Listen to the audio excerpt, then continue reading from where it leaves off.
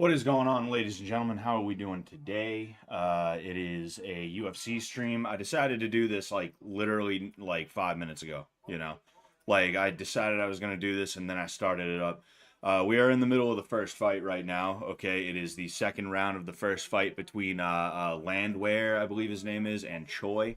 Fight has not been going land. Ooh, we got a we had what would have been an arm triangle, but he turned it into a back take. Choi is sort of dominating this fight right now, including the groundwork that is happening right now.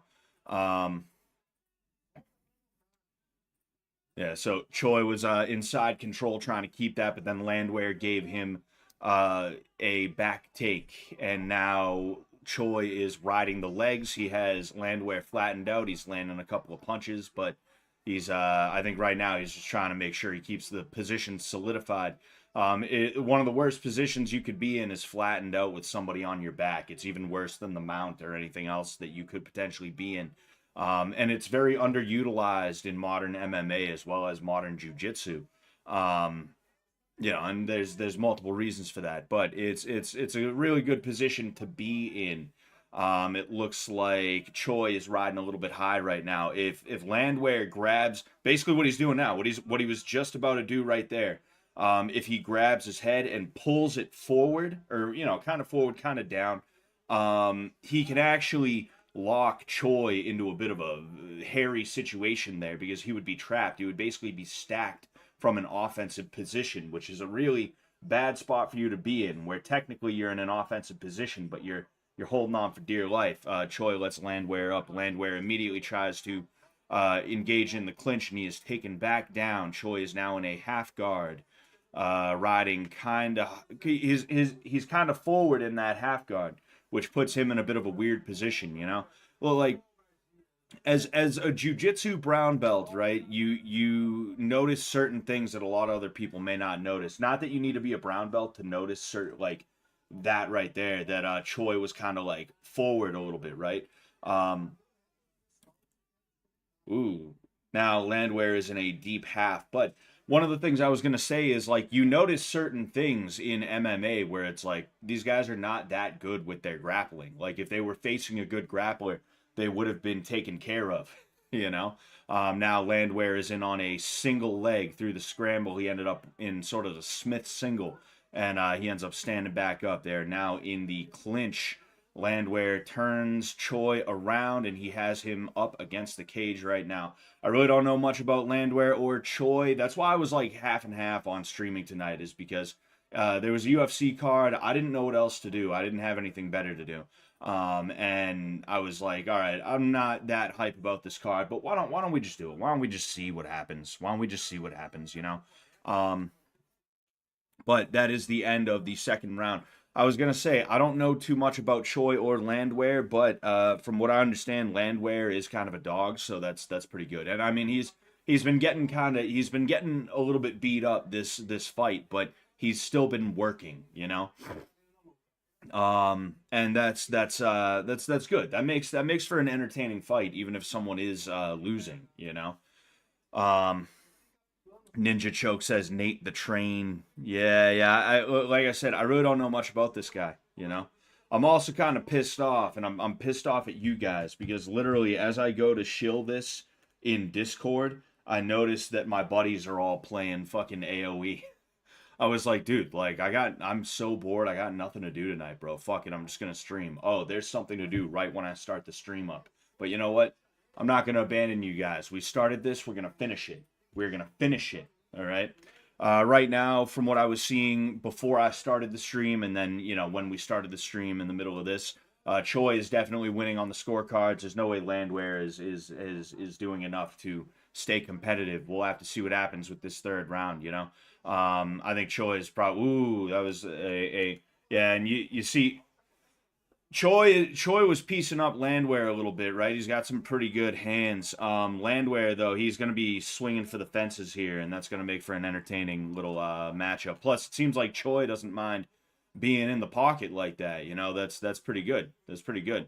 Landwehr kind of trying to. You see, Landwehr has landed a couple of punches, right? Or he's come close to landing. He's come close to landing a couple of punches where it just took him to the ground. Now,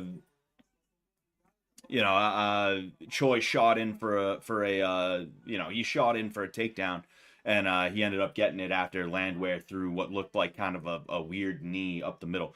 I was saying though, Landwehr was landing a right hook, or he was coming close to landing a right hook, and I have a feeling that's probably why Choi took him down, is because he probably felt that it was probably a little bit nerve wracking for him to get hit in the way that he did, even if it wasn't enough to hurt him.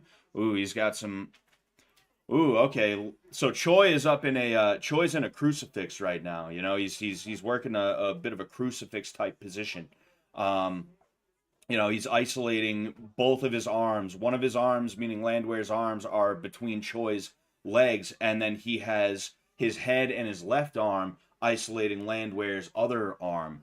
And that's obviously a really bad spot for Landwehr to be in, but it's also kind of tough to work from. You don't see tons of crucifix in modern MMA because you don't see a ton of crucifix in MMA in really anywhere, in wrestling or in jiu-jitsu, because it can be kind of a weird position. It's tough to get in at times, and it's tough to be active in, but Choi's doing a pretty good job of it right now. He's just landing elbows and stuff like that. Landwehr trying to walk out of it. He's kind of curly shuffling, trying to get out of it, and he's not doing a bad. Oh man, he wasn't doing a bad job of getting his hips out from underneath it. But what he's really got to do is regain control of at least one of his arms. If he can get one of his arms out of there, he's out of that crucifix position. You know.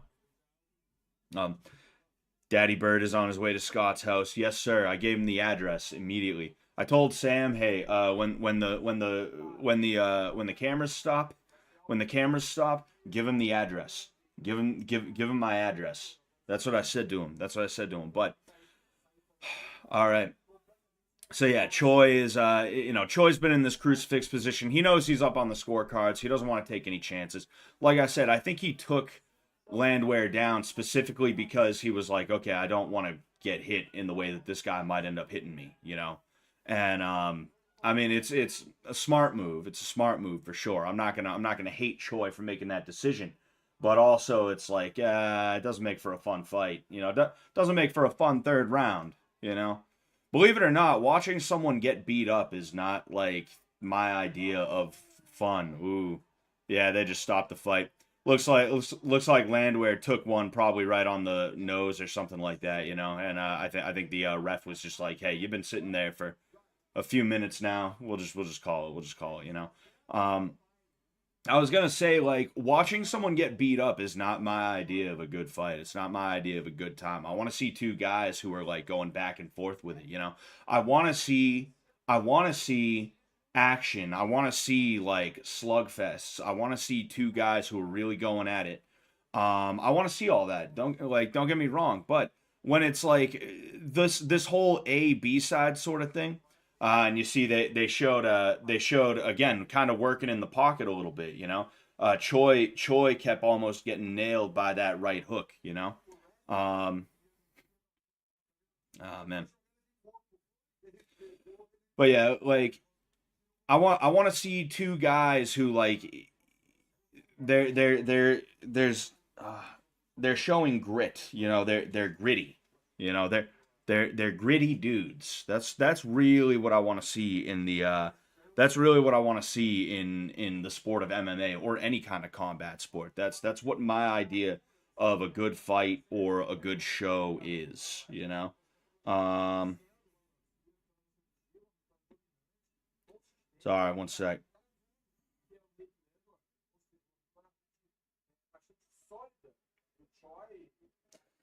Hey, we're in between fights right now. I just got a question from a buddy of mine. Actually, got sent a while ago. My friend keeps asking me really good questions. This is a dude I've known for years, and like, we trained a little bit. He doesn't like train. I just kind of showed him a few things. We were hanging out one day, but like he's never really like cared about martial arts on that level. But he asked. Or he said, I got another question thought thingy that could be a video, which came up in conversation recently. The prompt is you can train all you want, but genetics still wins most fights. Not really. No. I mean, at the end of the day, it comes down to many factors. It really comes down to many factors. Genetics is one of those factors, but what is genetics, right? It's not the genetics of what makes you look good, right? It's not the genetics of anything other than are you able to hit someone hard. That's really what genetics plays into. And someone who's 135 pounds could hit somebody else who's also 135 pounds really fucking hard and knock them out. There's KOs that happen in the 135 pound weight division, which is like, there's a 125 pound division, don't get me wrong, right? And it's still around in the UFC, but um, the 135 pound division is really like the lowest division that people will give a shit about if there's good fighters around, right? Knockouts happen in that division all the time because even if you're 135 pounds, you can hit a guy hard enough in just the right spot to shut him off. Now, who's going to have an easier time at that? Is it going to be the 135 pounder or the dude who's 235 pounds? It's going to be the 235 pounder. But what I'm saying is genetics doesn't just mean you're either genetically predisposed to winning or losing a fight, right? Genetics means you were born with arms. Genetics means that you aren't like mentally challenged or something like that. You have the ability to throw your limb at somebody as hard as you possibly can. And there's a broad range of people. It's not like it's on that little spectrum there's only this much space where it's like, okay, you could win a fight or something like that, right? So I'm explaining this just to say that like genetics is a weird thing to say, and that's kind of like a lifter bro cope, right? That's like and I'm not saying it's like exclusively lifters that would say something like that, but I feel like that's something along the lines of what you might hear from a lifter guy, right? Or somebody who like that maybe they're like a right wing guy who's big into genetics and eugenics and stuff like that, and because of that, they're like, I'm a proud Aryan. I'm gonna go deadlift, like something like that. There's a lot of things that go into your ability to win or lose a fight, and a lot of it is momentary, right? A lot of it is momentary. Like for instance, the guy who I trained up for a fight, right? We were talking a little bit more about why he lost the fight a couple of weeks ago. Um, and he told me, like, yeah, I spent the whole week trying to cut weight just to find out that I wasn't supposed to be cutting weight. So I think that probably had a bit of an issue. Actually, like, I have to take responsibility for that. I fucked up because this whole card was like really weird and shit like that, right? But I'll tell you a little bit more about that in a second.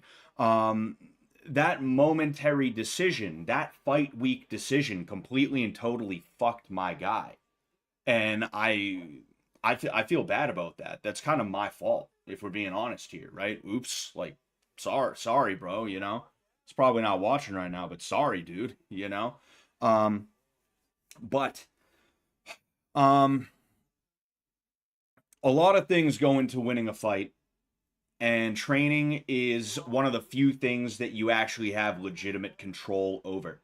And training is one of the most important aspects of it. So when it comes down to it, training is going to overcome a lot of the genetic differences that you may have with somebody, right? Um, Now, somebody who's bigger but they're trained versus somebody who's smaller but they're trained, that gap can sometimes close a little bit more, right? Maybe it's a little bit harder for the smaller guy to take on the bigger guy than if he was fighting an untrained bigger guy, right? Obviously. But again, we're talking about training here. The difference is training. So, no, genetics is actually not that important compared to a lot of other aspects of how a fight could go down, as well as a lot of other things that you would typically be doing in order to get ready for a fight. Really, it's Gracie versus Bryce Mitchell. That's actually sort of interesting. I'm kind of now I'm kind of interested in this card a little bit. We got Garry versus Shavkat. We got Bryce Mitchell versus Gracie. I'm gonna get this shit all over fucking the Gracies here. And then we got Pantoja versus a Ryzen dude. So that's this actually isn't a bad card. This isn't the worst card that I've ever seen. I'm kind of all right with this. But anyway, but yeah, winning a fight, just to try and put a cap on that, it's not just down to genetics. Genetics can play a part, all right? And if you know how to use your genetics, then you're that much better off. But that's kind of the catch-22 of that, or that's kind of the gotcha moment with that, where it's like, well, if you know how to use your genetics, that means you train. The difference is the training.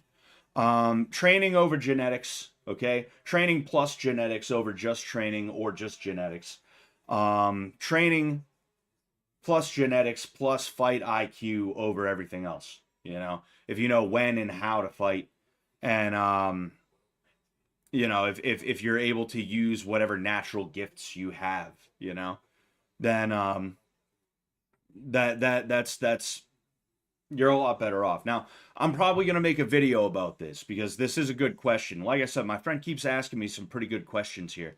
And, because of that, I'm going to go ahead and I'm going to, I'm not going to start right this second, but, I'm gonna start thinking about that, gonna start thinking about that. Anyway, but yeah, so I guess we got a little bit more time here. It's taken a little while, but so Fish Tank Live season 3 ended today. Okay, I think maybe Monday or Tuesday I'll try to do a review. I'll try and do a review. What did you think of that Smith fight? Truthfully, gay guy, I only just started watching. I had the fight up, but I wasn't paying attention to it. Dominic Reyes versus Anthony Lionheart Smith. You said it depressed the shit out of you. Yeah. The only thing I noticed from the Anthony Smith fight, I don't know if he survived this point or not, but he ended up fucking shooting in for a single leg, and he had the single leg held up against the cage in a way where he couldn't finish the single leg, because here's the cage and this is the way he had to turn in order to finish the single leg. So the cage is literally blocking the finish of the single leg, right? So at that point, Dominic Reyes just started dropping elbows and throwing punches on him, and he didn't let go of the single, which was like weird, That's the only thing I remember from that, That's the only that's the only part I remember seeing, But anyway, your buddy is right. No matter what, you can win a fight. No matter what, you can win a fight against the strongest man in the world, who's 6'10", 450 pounds, 12-pack, 14% body fat, benching 800 pounds. Those genetics so good, nobody can beat him. Fucking, geez, I'm talking mad loud. I'm trying to talk a little bit less loud, right? Because I don't want my audio to peak constantly. I'm trying. This is Scott Sullivan MMA SMR. Okay, that's what we're doing. Scott Sullivan MMA SMR. But yeah, like over. I know you're just fucking around, Snurf G. But it's always funny when people say that type of shit, because somebody who's 6'10", 450 pounds with a 12-pack and 14% body fat, benching benching 800 pounds, they're going to have exactly 15 seconds of cardio. They're going to have exactly 15 seconds of cardio, and then it's all downhill from there. So literally, the longer the fight goes on, the better, and it's not going to take that long in the first place, So it's kind of funny when big dudes like that try and act like they're gonna win every fight that they're in, because it's like, actually no, you're not, you know. Um, Fucking, the longer it goes on, the more fucked you are. Anyway, so we got Bryce Mitchell versus Kron Gracie. This is the only Gracie that is in the UFC right now, which is funny because it's funny to consider, because it just shows you how far the UFC has come, because the UFC was started by the Gracies, you know. Obviously it's ooh. I never knew Bryce Mitchell had a twister finish. I never knew Bryce Mitchell had a twister finish. That's crazy. That's pretty sick. Anyway, um, but man, Bryce Mitchell's just so funny, dude. Anyway, like they had other guys as like the faces of the company and shit like that, but the UFC was specifically a venture by the Gracie family to sell Brazilian jiu-jitsu to the world, you know. Um, and it really just shows you how jiu-jitsu has evolved, but also how uh the UFC has evolved, you know. Jiu-jitsu and MMA were not one and the same, right? It was, here's jiu-jitsu, here's MMA, right? You know, back in the day they called it Vale Tudo, right? Um and They were kind of side by side for a long time, right? But then eventually they started to do that. And now they're so far apart that Kron Gracie is considered like kind of fucking weird for pulling guard, you know? And I don't know, maybe we'll see something different this fight. Maybe we'll see an improvement this fight. But his family is like, they absolutely positively swear by jujitsu to a toxic level, to the point where when someone like Henzo Gracie started training Muay Thai on top of his jujitsu training, he was kind of shunned by some of his family. They were like, "What the fuck you doing that for? We already do jujitsu. What else do you need, dude?" You know? And look at where that attitude got Brazilian jiu-jitsu in the modern day. It's a backwater of the combat sports world. Nobody actually gives a shit about jiu-jitsu, you know? I've known so many I've known so many world champion jiu-jitsu practitioners. You know, I've trained under them, I've trained with them, you know. Um One of them I trained with for a couple of fucking years, and she went down to Florida. She won a world championship at my gym, but it was under 18. When she turned 18, graduated high school, she ran down to Florida, and then she ran out to California to train at two of the top gyms in the world. And fucking now she's like tearing people apart at tournaments. It's like crazy. She's very clearly allegedly on a bunch of different kinds of fucking steroids, a bunch of different kinds of banned substances, very clearly allegedly on a bunch of different substances. But like, if I mentioned her name, you'd be like, who? You know? Nobody. Oh man, Bryce Mitchell coming out live to Cotton Eye Joe, running with that American flag.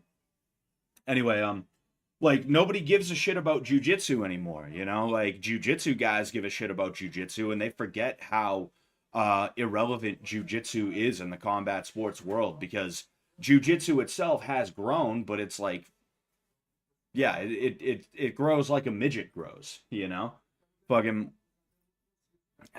you know, it is what it is. It is what it is, you know?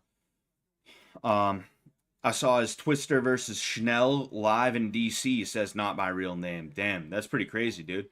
That must have been crazy to see in person. You know, that's fucking wild. I thought I recognized the dude in the hat with the beard. He looked like a guy from my region. I was like, wait, what the fuck? I thought Bryce Mitchell was like a deep South guy. What's Loco Lobo doing there? What's Loco Lobo doing there? Um, I just want to check something real quick. Yeah, fucking. I meant to. I want to. Obviously, I want to talk a little bit about Fish Tank Live and what's going on there and stuff like that. Right, what happened there? But we're here to watch the fights. We're here to watch the fights. In between the fights, like after this one, I'll talk a little bit more about fish tank and how it ended and stuff like that. Oh yeah, I also got to share my YouTube stream to that. Robin says, thanks for being a real one, Scott. Hey, thanks for being here, Robin. I appreciate the hell out of that, you know? Thank you so much. Really, thank you so much. Jeez, Bryce Mitchell is 30 years old.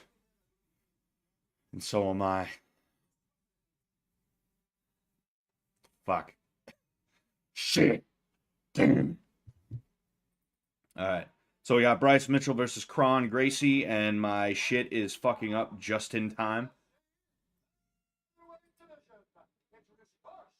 You know what, fuck it. I'm gonna use the fish tank live hashtag because it's over with. It's over with. We done. We done for the time being.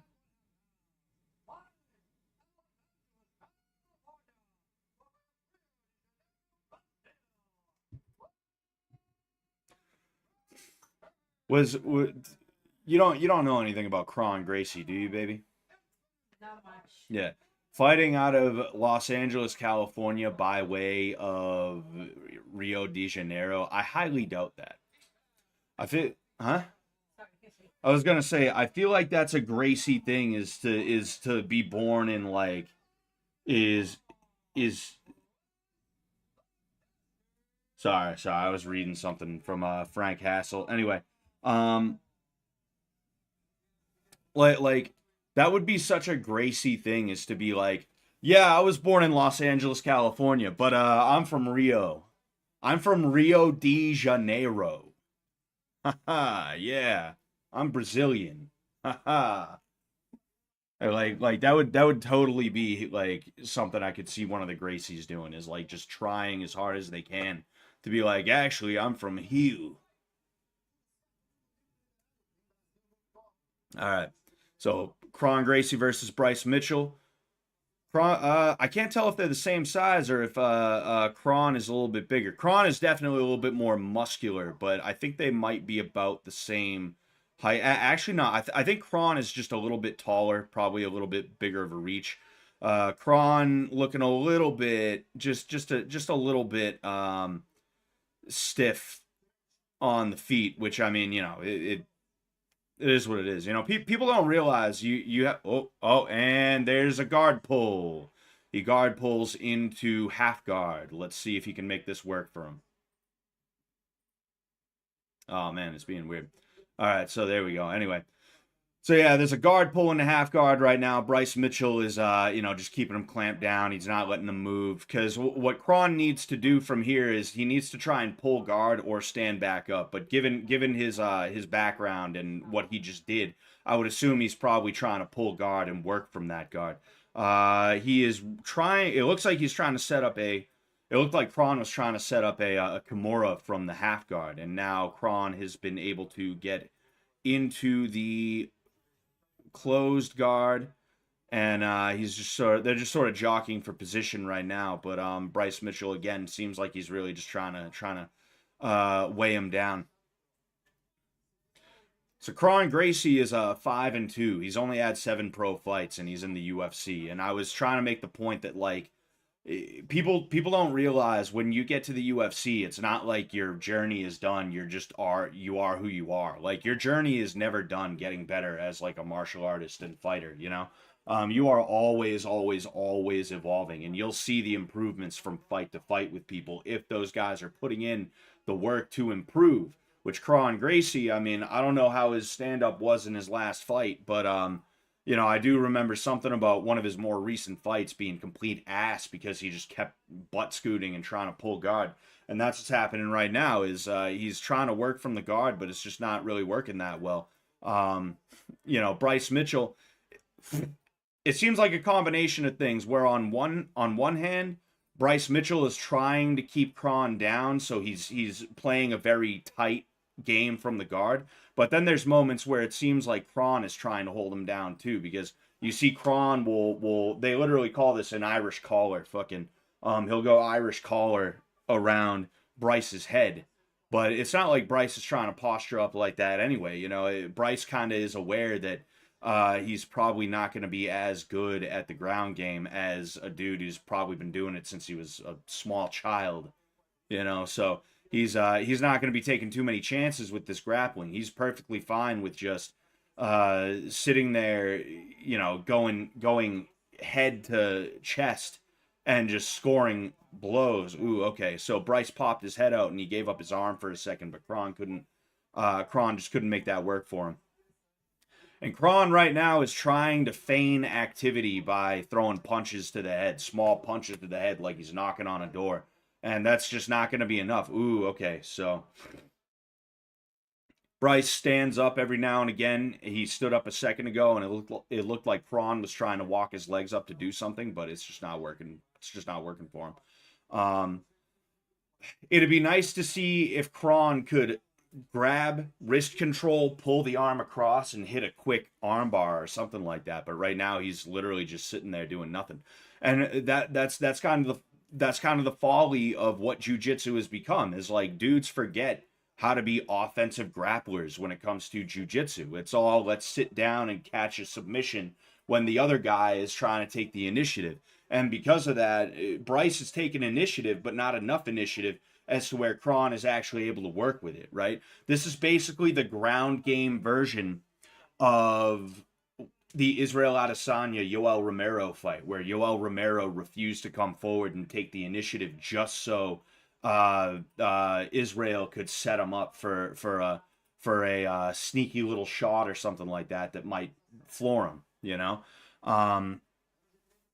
But yeah, it's just not. Ooh, okay. Oh, damn. No, you see, Kron went that collar again, and then he slipped the arm out, and he had Bryce's arm in that collar, which you can do stuff with, but he gave it up. You know.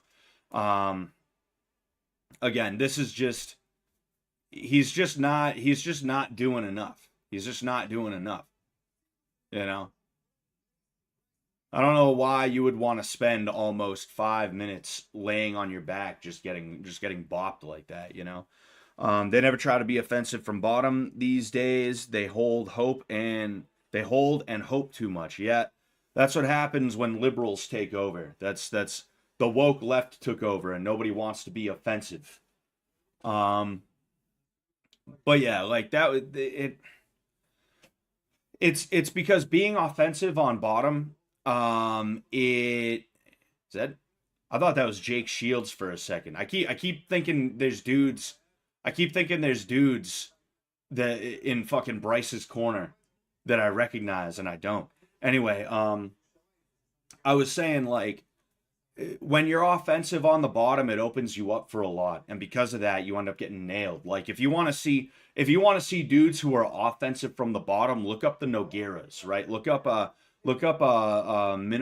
Nogueira in Pride, back in the Pride days, dude. He was someone who he would pull guard, and he would not stop.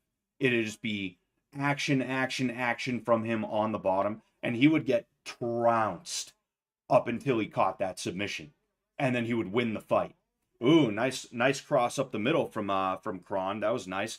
You see, it's a this is a interesting. This is a lefty versus lefty battle. I'm just realizing. At least right now, it's a lefty versus lefty battle. I find. Ooh, a nice two piece from Bryce, followed by a knee up the middle, followed by an elbow off of a clinch attempt. All right, so there's a little bit going on with the and here we go. There was a little bit going on the feet, and as soon as Bryce Mitchell came in, Gracie jumped guard. And now they are in the closed guard again. Believe it or not, there's more than one guard in jiu-jitsu too. There's X guard, there's feet on the hips, there's spider guard, which you wouldn't necessarily want to go spider guard in the way people do in jiu-jitsu here, you know. There's De La Hiva. There's plenty of things you can do, plenty of things you can go for that don't include keeping him in between your legs like now and just sitting there allowing Bryce Mitchell to pepper your body with like, you know, small punches. Because those punches, I'm sure they don't hurt a ton, but you know what they do? They make it so that you're losing the round based off of points. The judges are not gonna count those rabbit punches that Kron is trying to go for, you know?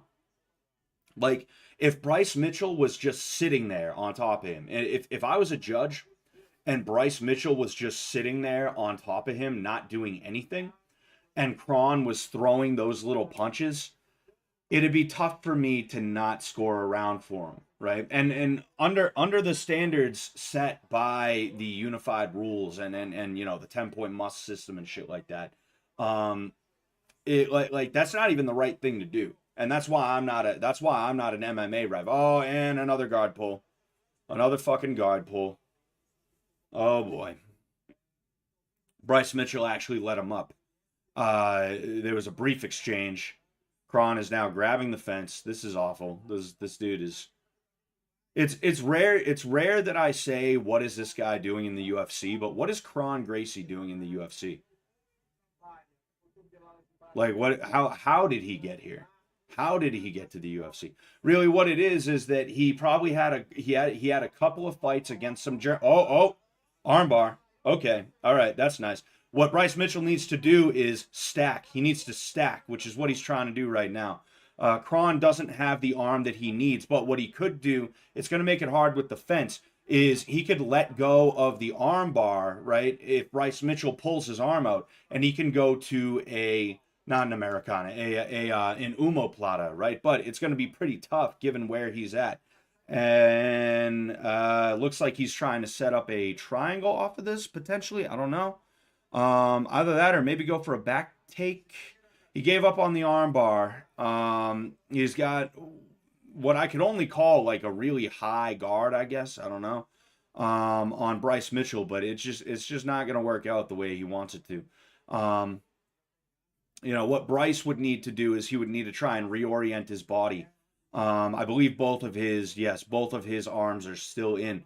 He would need to try and reorient his body, kind of in the way that he basically just did now. Except he is still in a little bit of trouble because Kron could get a back take, and I think that might be a little bit of what he's trying to go for. But looking at this angle now, it's not going to work out the way that he wants it to, you know. Especially now that Bryce is kind of pressuring him up against the fence, it's just not going to work that way. Bryce could use the fence to his advantage, and he could use it as kind of a lever to get a little bit more leverage. Or no, maybe not a lever, but he could use it to get leverage to reorient his body in the way that he needs to. But you know, everything's always easier said than done. I was saying, like, what is Kron doing in the UFC? Like, I guarantee you he had a couple of fights against some dudes whose combined record was probably like, oh, that's an armbar right there. That's a tight armbar. Bryce needs to he needs to get back down to his knees and he needs to stack. He really needs to stack. Oh no, he's safe now. He's safe now. I was gonna say he either needs to stack or he needs to change the orientation of his arm to get out of that. And I think he did the second one. It's funny every time I talk about like why is Kron in the UFC, there's actually kind of exciting grappling moment. Yeah, those two arm bars were nice. But what I was saying is he probably had 4, maybe 5 fights against dudes on the regional circuit that were handpicked for him to win, and because of that, they were like, oh, he's Gracie, right? He's a Gracie dude. And he's one of the Gracies. He's the great grandson of fucking Carlos or whoever, Alio, whoever, fucking whatever. And he's been on a tear in California. All right, yeah, fuck it. We'll bring him in. We'll take a chance. And yeah, that chance ain't working out for him. You know. But yeah, it's just, you know. What would you say if Kron got submitted? I'd say that's pretty hilarious, you know. I'd say that's pretty hilarious. What's going on, JC? I just noticed your message. Us, good sir. Us. All right, round 3 of what has been a mostly uneventful fight. Kron already starting to get a little bit oh, okay. Damn, fucking Bryce Mitchell just fell over and Kron just kind of let him get back up. I can't fucking believe that, dude. Like, your whole thing is, oh, I'm good on the ground. Bryce Mitchell falls down. It's finally your time to go. Let's see if another one comes. And he fucking jumped guard again. He jumped guard and he just got slammed. And yeah, there it is. Yep. So what happened is, first off, Bryce Mitchell fell over and Kron just let him get up. Because jiu-jitsu guys of that type of jiu-jitsu guy is afraid of having to work from top. It's crazy how jiu-jitsu guys are like practically afraid to work from the top now. They have to sit down, they have to be working some kind of weird 50-50 or some kind of inverted shit. They work shit that only works if you're agreeing to play jiu-jitsu. All right. Kron has the golden goose. Bryce Mitchell tried to throw something and he fell over. And instead of diving on top of him, he's like, nah, I'm gonna just let him get back up. And then he jumps guard. He ends up getting slammed. And when he gets slammed, what Bryce Mitchell did was he put an arm across his head like that, right? And that's been known to cause, it's been known to cause damage, right? What kind of damage? I don't know. But the type of damage that potentially concusses somebody, I guess you could say, right? It's just the leverage of having all of that weight, or just the force of having all that weight come down on top of you through here. That's enough to kind of daze you a little bit. And then there was a couple of punches that really finished him off. I think it started with that slam with the forearm across the chin. And then those two punches is what really was able to finish it for him, you know? And textbook case of why jiu-jitsu does not work for MMA guys anymore. It's not that jiu-jitsu in and of itself does not work. It's that these guys are practicing a side of jiu-jitsu that's not that good for a real fight. It's just the truth. It's just the truth, you know? I will simultaneously shit on jiu-jitsu while getting annoyed at people who shit on jiu-jitsu. Because a lot of the people who shit on jiu-jitsu are doing it out of some kind of fear or some kind of like need to feel like they're superior or something like that. With me, I've been doing it for a decade at this point. I started when I was 17, 18, 19, somewhere around there. I don't even remember. That's how long it's been. And I'm now 30 years old. So probably even more than 10 years at this point. I know jiu-jitsu. I know jiu-jitsu. Not I'm the best at it. I'm the world's foremost expert or anything like that, but I know what jiu-jitsu is all about. I know the training methods. I know the mindset of a lot of people who do jiu-jitsu, and I know the way that people try and push certain methodologies and stuff like that in jiu-jitsu. And I can say that jiu-jitsu is just not that good for an MMA fight anymore. It's just the fact of the matter, you know? And, I mean, hey, here's why. Here's why right there, you know? It's crazy, dude. It's fucking crazy, you know?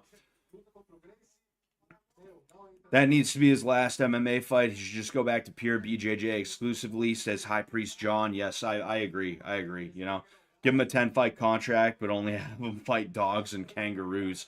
That I don't know. I actually, High Priest John, I think Snurf G might be right about that one. You know, literally jumping guard, dude. Fucking jumping guard. How many times do guys have to get hit by that same forearm across the chin into a slam move before dudes like that stop jumping guard? How many times does that have to happen? When is someone's neck going to be broken by something like that? You know, because that's the kind of thing where it's not like it's a punch. It's not like it's a punch. That is purely, there is something pushing on here, and then there is a sudden great amount of weight being dropped on top of it, and the force of the impact on the ground is only being multiplied by the fact that it's not like dudes are just going like, it's not just that. They are literally jumping and landing because it is a slam after all, right? How many times is this shit How many times does this shit have to happen, you know? That's fucking wild.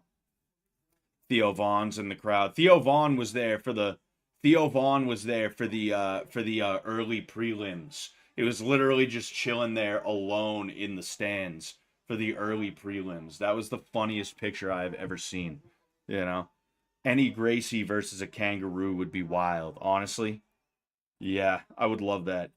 That'd be the best. You know. Oh man, wild. That is wild.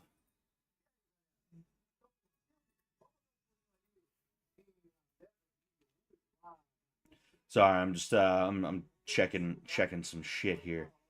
Checking some shit here.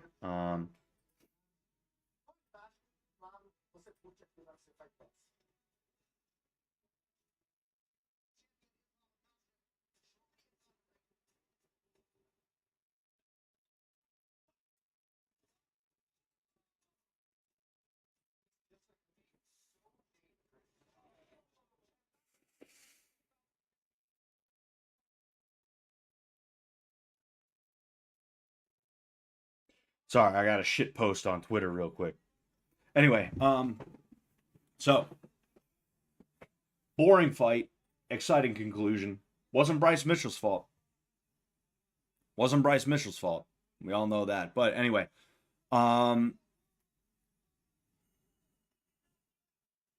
sorry, one sec. Live chat. Yes, just in case, just in case, just in case. Anyway, um, but yeah, so Fish Tank Live Season 3 ended today. All right. I'm going to probably work on a video on the topic on Monday or Tuesday. It's gonna be a review because I started since I became Sensei Scott in season 2, I started doing debrief streams, just talking about like how I felt the season went. Basically, it's going to be the same as the debrief stream. It's just minus the actual debrief piece of it, right? Minus the actual debrief piece of it.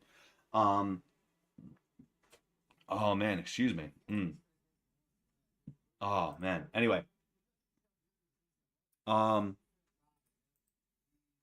sorry, I burped up my dinner for a second, but um, so sorry, I'm getting distracted here. I'm getting distracted by a bunch of things. All right, my ADD is winning. My added. Um, basically, it's going to be like the debrief stream, except I don't have any insight to like what was going on behind the scenes and what may have caused certain things and how I felt about how I did on the season because I wasn't involved in the season. So I'm going to be talking about things that went good, things that went bad, things that went ugly. I'm going to be talking about my personal thoughts on the season as a whole, as well as certain other specific pieces to it. And it's gonna be a good one. It's gonna be a good one for sure.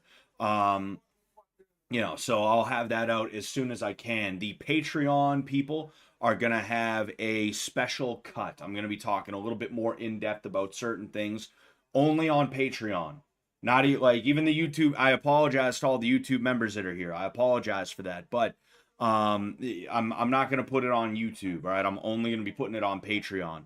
Um, and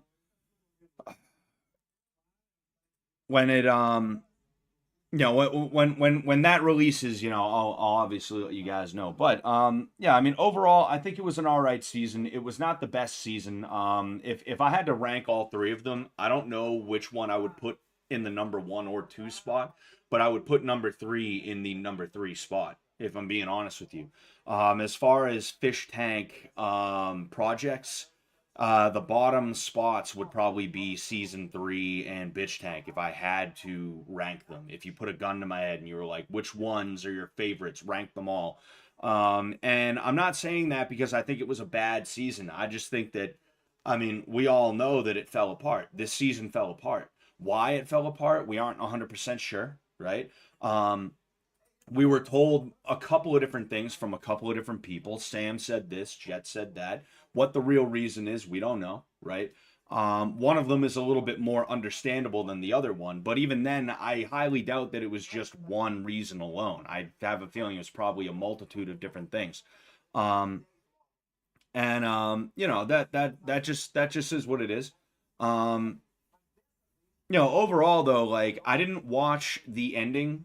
I didn't watch the whole ending, but I saw the clip of the ending. I saw a clip of the ending, and it was a good ending given the season. Given how the season was, it was a really good ending, in fact, unceremonious. There was no like, yay, you won, yay. They drop Bird off in a fucking in a desert. They hand him the check, and then they fucking write his name in, cross out the five so that it says $0, cross out the 50,000 so it says, literally there's just a black line, and then they write zero on it. And then they walk off, and I'm pretty sure the camera's cut. The camera's cut. Um, that right there was like really cool. That was a really cool ending given everything that happened in the season, as well as the guy who won the season. I don't think Bert deserved tons of praise, if I'm being honest with you. Like from the get-go, I was very much a not Bert hater, because I don't hate the guy, because I don't think it's worth it to hate anybody, especially not someone like Bert. But I was skeptical. I was a Bert skeptic, I guess you could say. I did not like or appreciate the fact that he made porn in general, but more specifically the type of porn that he makes, the type of porn that he makes. Um, that's something that to me is completely deplorable. And even though I'm not gonna like hate somebody or be rude to him, like if I ever meet Bert in the future, I'm gonna treat him like a human being, because he is a human being. But overall, like just because he's like the funny autistic dude, and it's fun and it's funny to give him ironic support and ironic love. That's not enough for me to be like, yeah, you know what, haha, I want to see Bert win, yeah, oh yeah, that's not enough for me. It's not enough for me. um it is what it is. He won. I don't know if he actually did legitimately get 50K. I don't think they would gamble away $50,000 just to pull another $50,000 out of their ass. But then again, stranger things have happened in the MDE sphere. Overall, though, he will be getting paid something, so it is what it is. But uh, the ending was as good of an ending as we probably could have hoped for. Like honestly, the ending was almost like a diamond inside of the pile of shit.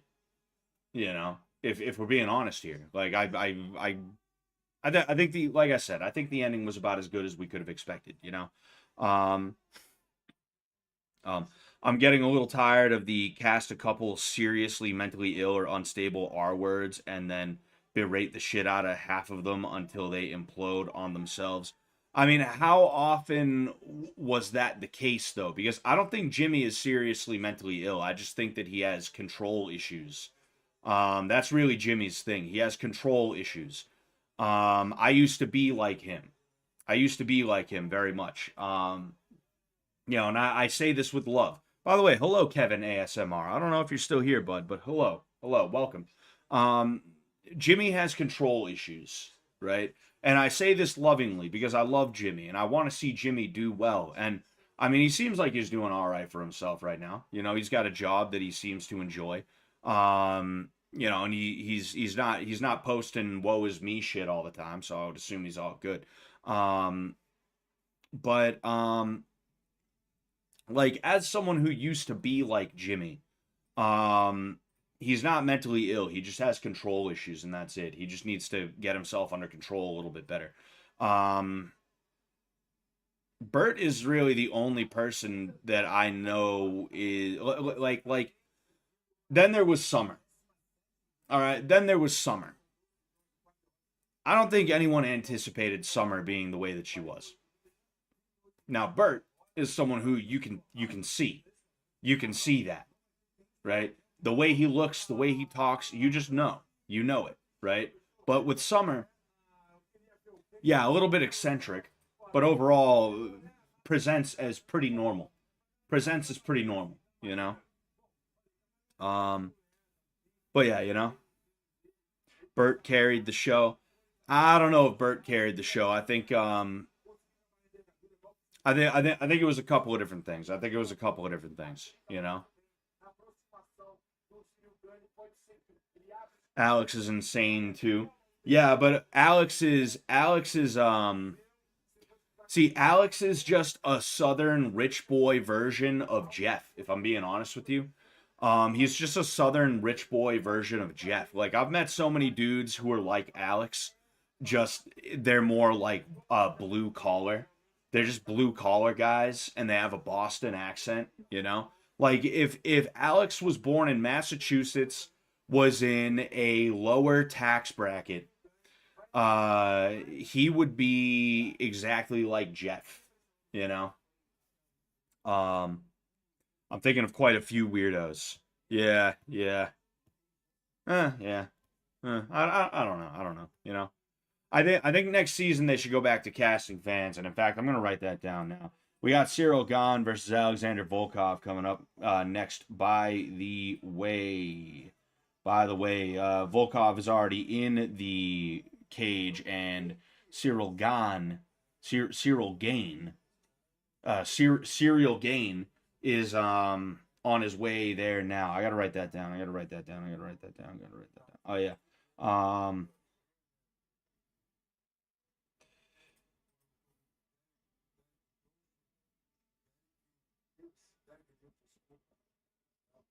I wrote that down. That's good. That's good. That's good. That's good. That's good. That is good. That is all good. Did you like Jeff? I didn't not like him. He was fun to watch. But like watching here's the thing, right? Like this is why I wasn't a big fan of Cole. It doesn't mean I hate Cole. I can only picture what somebody's gonna say now. Oh, Scott hated Cole from the beginning. Some shit like that. But um like Cole was never really that entertaining to me because watching a Spurg in a room alone talk to the TTS about like, but maybe it's this, maybe it's that. Oh, maybe I should do this. Maybe I should pick this up. Maybe I should put this down. Maybe I should say this. Maybe I should do that. Right? Like that's just not that entertaining to me. I want to see people. I want to see people interacting. I want to see challenges. I want to see people fucking with each other. I don't think since maybe I'm wrong about this, but I don't think since season one we have had a good example of people unpromptedly just trying to prank somebody else. Just for no reason. Just cuz. I don't think we've seen that since season one. Maybe I'm wrong. Maybe season two had that.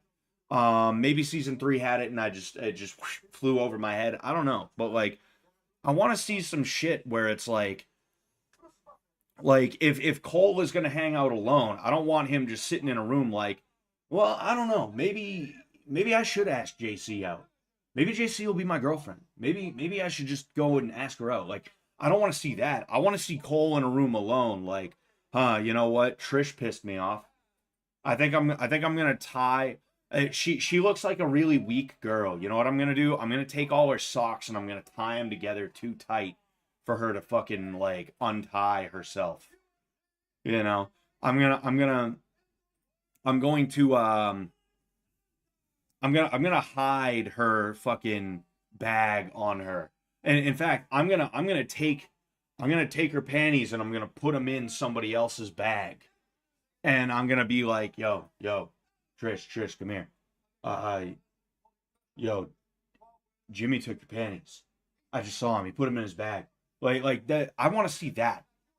If somebody's hanging out alone, I want them to be thinking, how can I cause mischief? How can I cause mischief and how can I be like a shit lord? How can I be a shit stirrer? How can I do that? You know? Um that's what I want to see. I don't want to just see like harmless autist hanging out alone in a room talking to the TTS. I'm all set with that. Why are you in Greg Clan, Scott? I'm not in Greg Clan. I'm in Garage Gang. It's GRAG, Garage Gang. I've been in Garage Gang since season 1 because I I believe I was in Shark for a little while, but then I joined Garage Gang because they literally made me their. So we have Volkov versus Gon starting right now, but I'm in Garage Gang because I am their mascot. They literally made me their mascot during season 1, and now their merch has pictures of me on it. You know, they've been good to me. They've been good to me. So a couple of punches and kicks exchanged right now, but nothing too crazy. They're just kind of feeling each other out. Gon throwing this front leg kick. Ooh, Volkov takes him down off of a caught teep, but Gon is right up right away, and Volkov gets a more convincing takedown. It looks like he is in the mount position. Nah, he's in sort of like a leg drag position, if anything, you know. It's kind of interesting, you know. This is a really good position for someone to be in when it comes to a side control. Now Gon is turning to try and face in, but Volkov has a side control right now. You don't see that much side control anymore. And it's partially because side control can kind of be a bitch to hang on to when you're in when you are in no gi competition, you know, but Volkov did a pretty good job up until just a second ago. Gon was able to get a half guard in. Now Gon is getting up. He is standing up, but Volkov is he was trying to get around to the back, but it didn't work. So now Gon has Volkov up against the cage. And it is just that classic hanging out on the cage battle right now. You see Volkov trying to swim for an underhook, and he didn't quite get it the first time. He's going again, and it's not working. Gon has his arm pinned to his body. There was a foot stomp by Gon, and now Gon is in on what looked like double underhooks, but he only has one underhook right now. Volkov taking the overhook, so now they're in an over-underhook situation. Volkov has just reversed the position on Gon before he lets him out of the cage. So Volkov kind of walking Gon down right now, a kick followed by a punch, and there was a jab from Gon. Didn't seem like it landed too well, but it might have just done enough. Mostly just either glancing blows or blows that don't even really seem like they have a lot of malice on them. It's just like shots that aren't even really meant to land. And, ooh, nice takedown from Gon off of a duck under from a punch. He changed levels to go underneath a cross from Volkov. And now Gon is in Volkov's guard. So right now, Gon has to be very careful because he's postured up and he's got his hands out like this. And that's where you're going to see wrist control come into play, which Volkov had a second ago, but he gave it up. That's what Kron Gracie was hoping for, was for Bryce Mitchell to posture up and leave his arms out here. And if Gon keeps on doing that, then I don't know how good Volkov's jiu-jitsu is, but he might actually be able to get some kind of submission from the bottom, depending. Volkov has his feet on the hips, and he is, trying to reverse the takedown, but, you know what? I think, you see, Ciro Gon just sat back. He's got a knee reap, and he is trying to finish with a straight foot lock on Volkov. I was saying, Volkov just tried to spin out, but it looked a little weird for a second. And now Volkov has the front headlock position, but he lets Ciro Gon up, and they are working next to the cage. I won't say on the cage. There was a knee from Volkov. I was saying that I think the referee should have stood them up because Volkov was going for a sweep, right?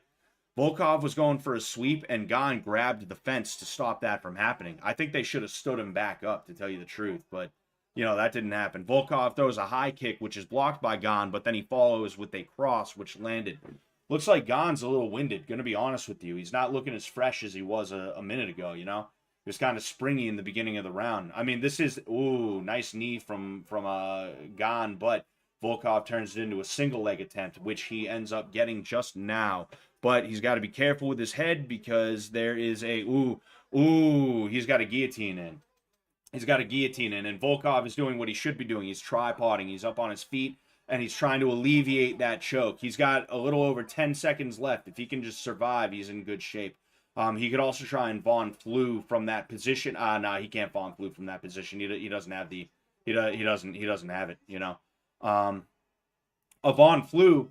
You see, in that case, right? Just before the bell rang, Volkov grabbed his arm. He took his arm and he wrapped it around Gan's head. Right, he went behind the head, and he had the shoulder up against here, not like quite on the throat, but you know, kind of on the chin. He could have really tried to pressure with that, and that could have potentially choked Gan. And even if it didn't choke Gan, it would have applied pressure to the chin, which would have ended up, you know, turning the head in a way that would have been very uncomfortable, which may have made Gan let go. Right? That's called a Von Flue. That's actually how I won my second MMA fight, was with a Von Flue. And it can be a good position because it's kind of like street jiu-jitsu almost. It's not the most technical thing you can do. Excuse me, but it works. And what makes it work is that somebody doesn't try to get out of it. They just resist until they can't resist anymore because they don't want to give up on a position like, say, half guard or, say, the guillotine choke or something like that, right? But I'm just explaining to you what could have happened. Just being a fight nerd. Just being a fight nerd.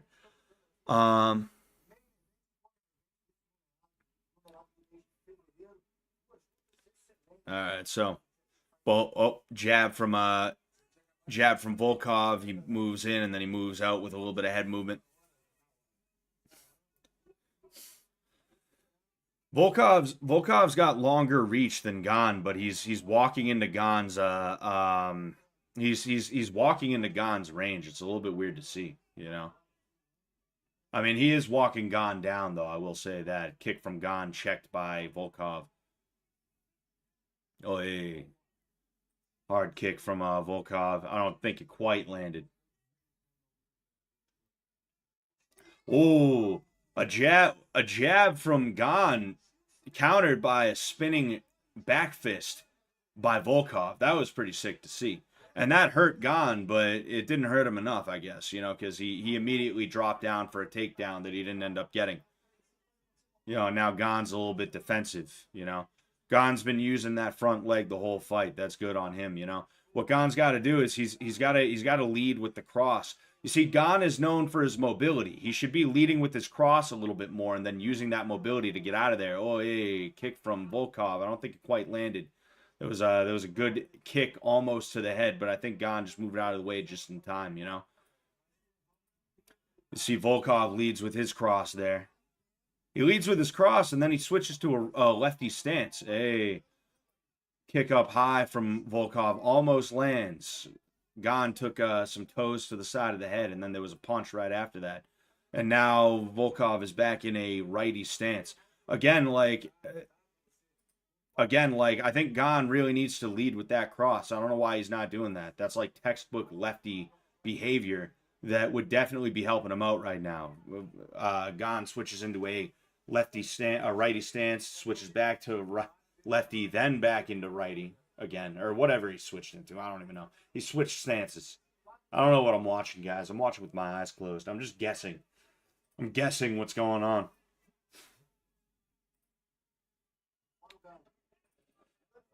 Hey, so this whole fight, Volkov has been throwing a kick up high, followed by a cross on the retraction of the kick, and that's been money for him. He's been landing that quite frequently.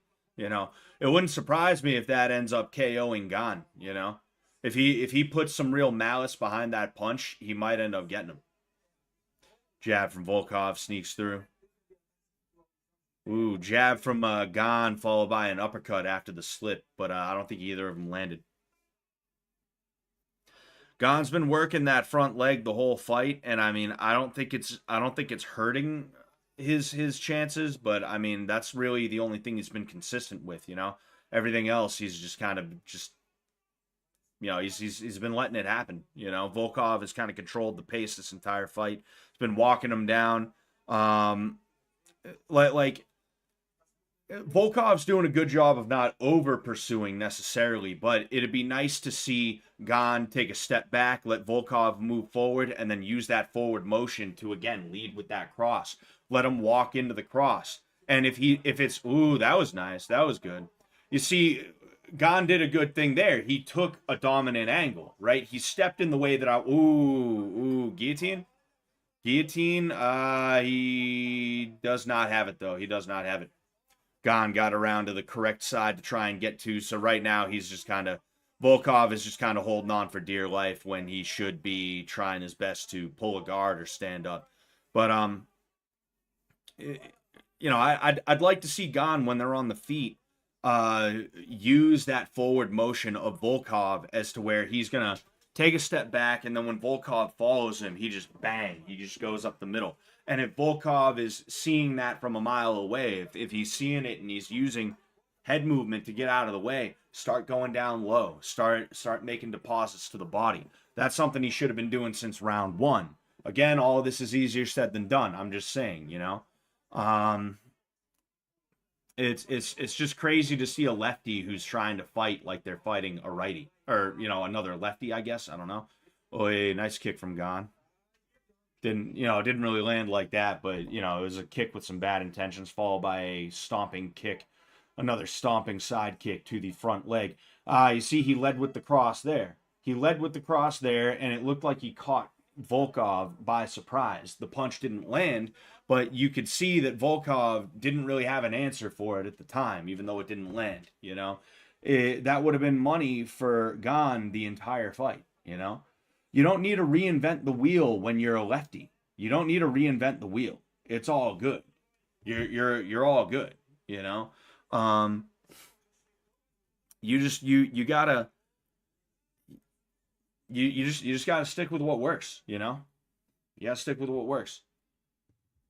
So we're seeing, man, that was pretty crazy. So there was a jab from Gon that landed.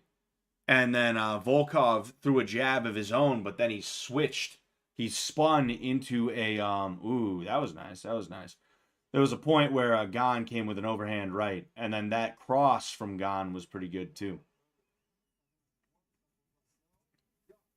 Gon when he throws, he is making contact. It's just that the kind of contact he's making is not that impressive. And when I say impressive, I don't mean I'm making like a legitimate judgment of it. I mean, it's literally like I can't see that it's happening. So because of that, those highlights were actually a surprise to me. I was like, oh, I thought those all missed. I thought those missed. Those landed. I thought they didn't.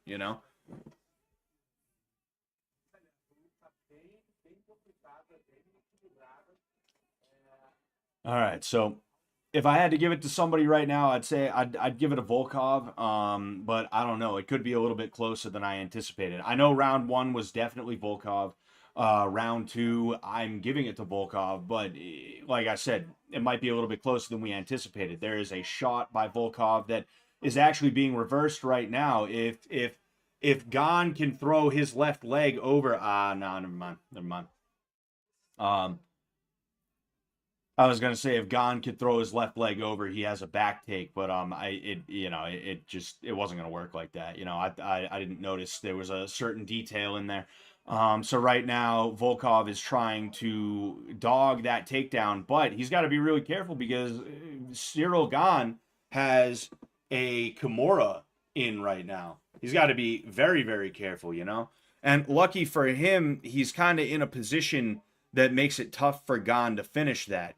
For one thing, he's grabbing the inside of his thigh, which is making it kind of hard for him to finish. It's crazy how long this dude's arms are. It's crazy. You can see his elbow on the outside, and then you can see his hand underneath him. That is wild to see.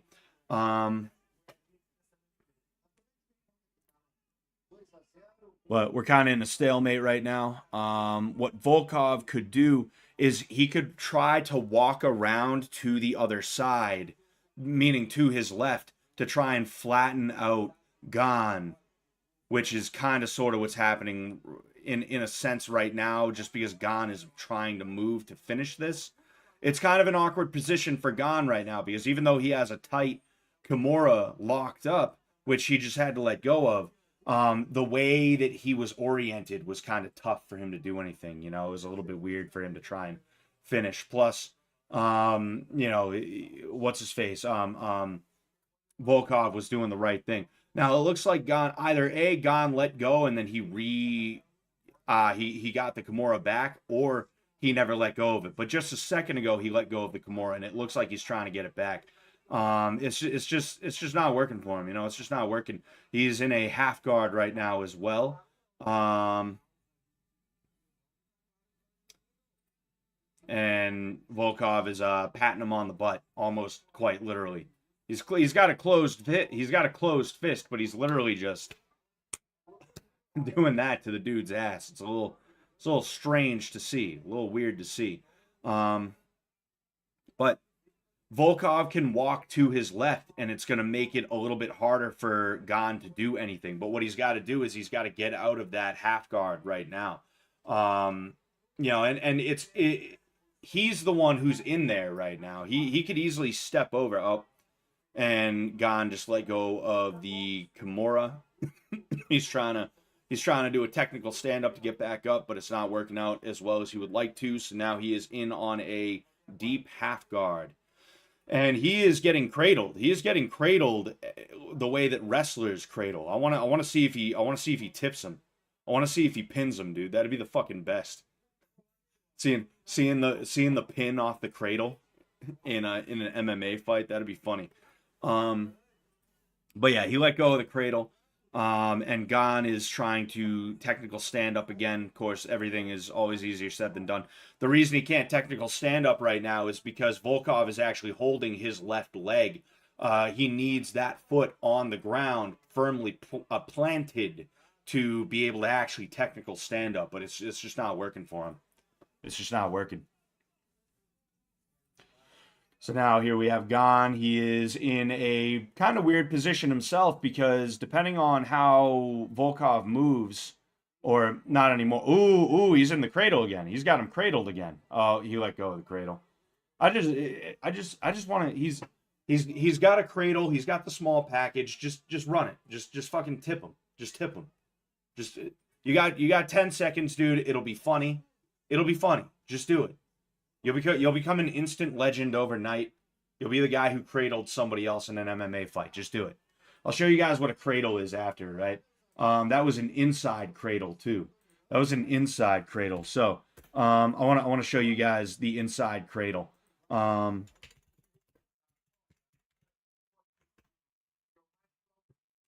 on one sec. I'll show you the collat. There we go. Damn, that's a cradle off of a single leg. That's pretty sick. And from that shoulder roll position, I've sat Obi to the mat, and I've got his hands here. Now, from this position, if I drop the leg and I attempt to chase my hands, I'm not going to buckle his body into the position I need. This for a right cradle. now That is means a single leg. And now I'm doing this. Now Is Obi's the able to cradle. keep his head up This is an and fight my inside cradle lock. right here. Compared to when I come in, this hand is sweeping for the chin, and my I elbow was is going hoping to buckle his Volkov head and neck was gonna and do watch what his body Collat ball is up just for me. about to do, Now right? I've crushed his position. Now I drive him to his hip. Now I would lock my hands in a cradle as I pinch my elbows. Oh, he didn't fucking. All right. And then, see, this right here is what I wanted to see him do. I wanted to see him tip the cradle and fucking get the pin, get the back points followed by a pin. That would have been the funniest shit. But anyway, yeah, if I had to give that to somebody, it'd definitely be Volkov because he had a bigger round at the end of it. Smart moron saying Gon should retire. I haven't given that much of a shit about Gon ever. I'll be honest with you. Like, the heavyweight division has never really been that stacked. There was a time where there was actually a really good heavyweight division. You know, all things considered. You know, that was like 2006 or 7 to, I want to say, 2011, 2012. The heavyweight division was actually kind of exciting. You know, and then after that, you had a couple of holdovers like a Daniel Cormier, a Stipe Miocic, you know, those types of guys. But the modern heavyweight division is just not that deep with elite talent, if we're being honest here. The UFC is the tip top of the sport, but it doesn't mean the UFC has elite talent everywhere, right? There's reasons why the early prelims have the guys on it that are on it. What? Really? They gave that to Gan? They really gave that to Gan? Why and how? How? Yeah, Gan knows he lost that. Gan knows he lost that. He straight up was like, "Let's get out of here. Let's get out of here." He knows he lost. He knows he like he doesn't deserve the post fight speech and shit like that. He's just like, "Nah, let's get out of here. I don't just nah." Which is actually kind of respectable. It's actually kind of respectable that he's like, "No, no, no, no, no, you know, fucking I didn't win that one. Let's go, you know." I want to listen to what he has to say. I was buffering half the fight. That sucks. Oh, baby. You're gonna have to translate the translator for me. What's he saying?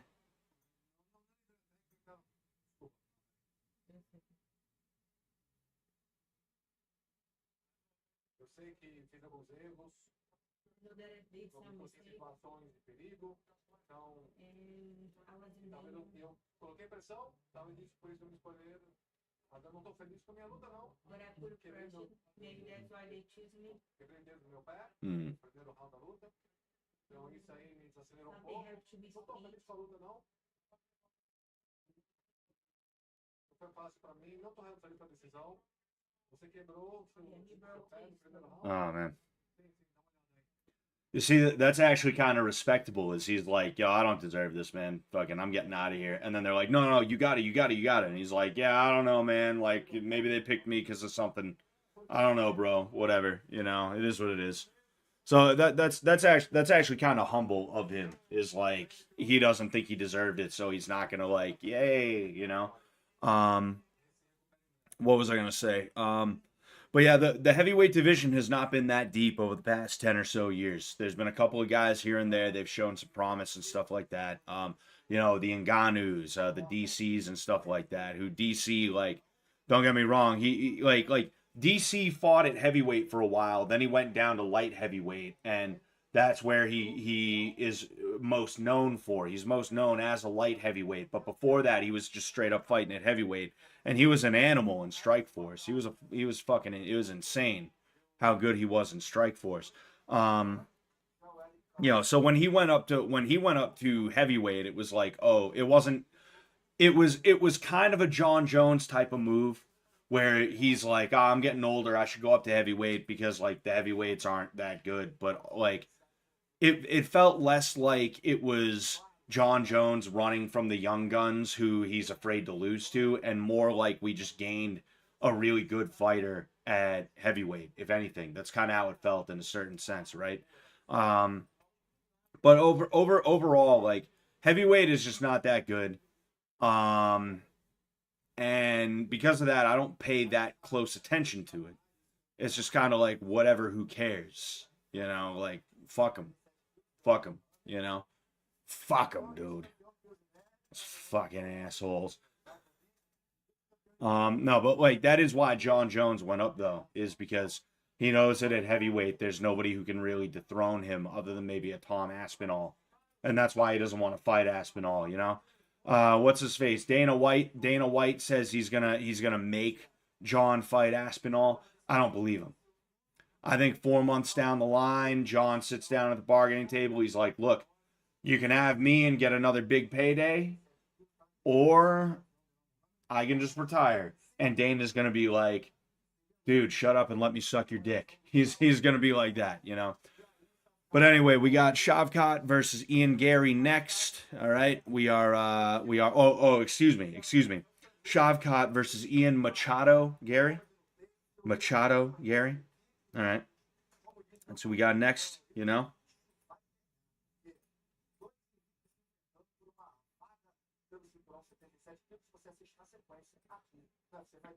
Sorry, I'm just checking some shit.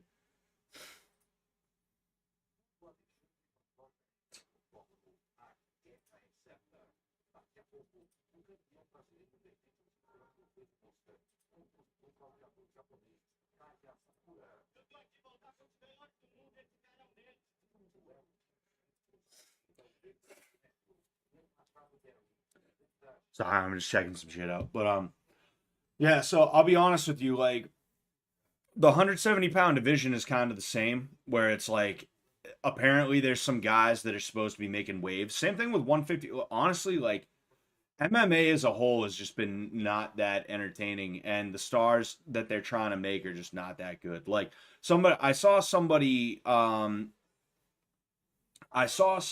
describe the current era of MMA that we are in now as the era where Dana is going to say, these are your stars and you will like them, as opposed to having stars that kind of come up and they are really like that good. You know, like people love them that much, you know? And it just sucks, man. It just fucking sucks. We're in for a bad 4 to 5 years of MMA, you know? It like 2020 was up. One moment.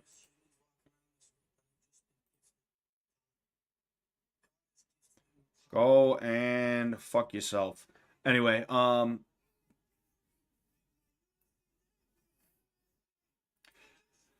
man, but anyway, like MMA is just not as fun to watch anymore, and it's because like this current crop of guys is just not fun to watch, and there's multiple reasons for that. And you know, Ian Garry, I could really give that much of a fuck about. What's his face? Shavkat, I really don't know that much about. You know, Shara Bullet, the last time I saw him, there was a highlight reel KO that I really liked, so maybe I'll have to give him a chance, right? But like Ian Garry, not really that interested in. Michael Venom Page is here now, not really that interested in him. I'll be honest with you, I kind of was, but after his fight with I forget who it was with. It was either Neil Magny or it was with he had a really boring fucking fight with somebody that was just like, you know. Um, Bo Nickel or whatever. Yeah, Bo Nickel or some shit like that. Um, he had a really disappointing fight last time as well. Um, it's just not this is not fun, you know. And the 170-pound division is kind of the same thing. It's like, you guys kind of suck to watch, you know. And I give a little bit of a shit about the 170-pound division, specifically because I give a shit, right? It was Ian versus Michael Venom Page. Yeah, and I'm pretty sure that was like a shitty fight too. You know, I give a little bit of a shit about the 170-pound weight division because that's the one that I've had most of my fights in, is like that 170 or so pound weight class, and it's just like seeing this is just you know. Excuse me. Thank you, Wet Cardboard Yo, for becoming a member of the Dollar Menu Early Access. Thank you so much. I am I forget if there's anything there for you right now, but I am obviously going to do early access on the fish tank thing and the stuff on the fish tank whatever it's called, review the fish tank review. Duh, I don't know why I had a hard time with that. It's the most based weight for fighting. It's based and red pilled. It's based and red pilled, sir. Oh man, thank you. Thank you for the 5 gifted memberships as well, Wet Cardboard Yo. Thank you so much for that, man. Thank you. If you are a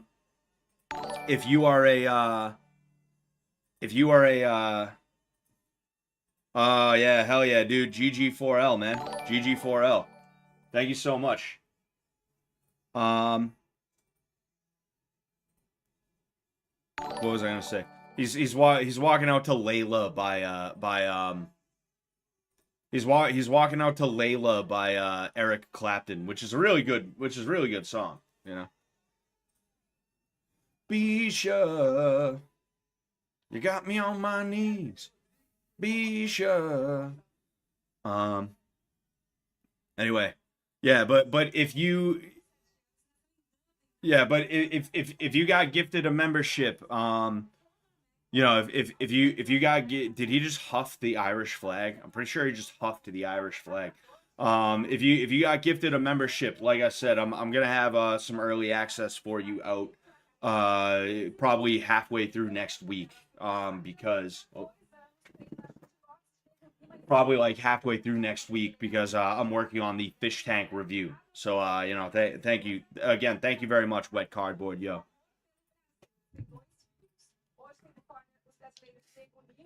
All right, so we got Ian Garry.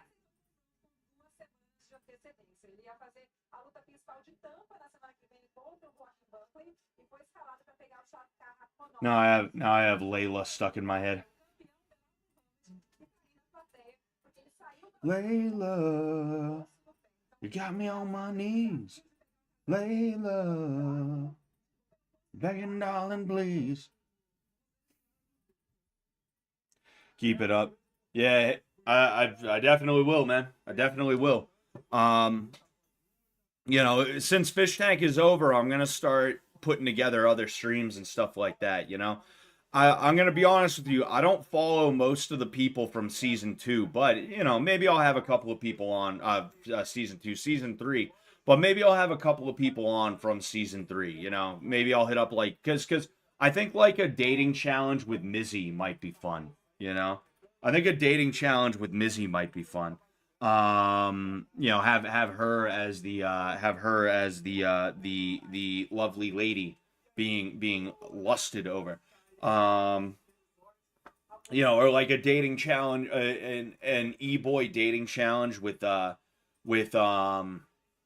Symbol or something like that. I feel like those would be good. I feel like those would be good, but we'll see, you know, or like another you know, another like um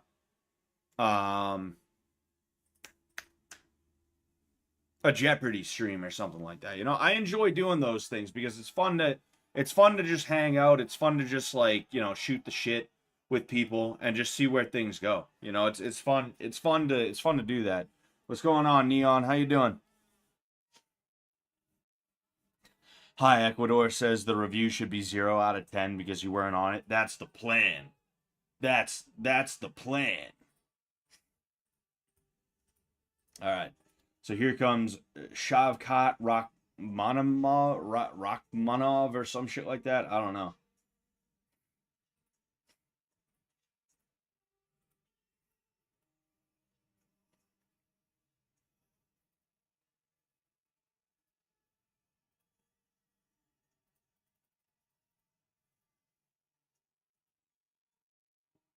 Oh man.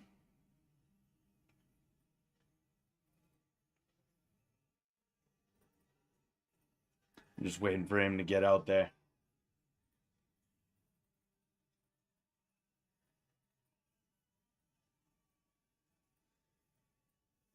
The mic is going down. The mongoloid shall rise. The mongoloid shall rise. He's I believe he's Kazakhstani, you know.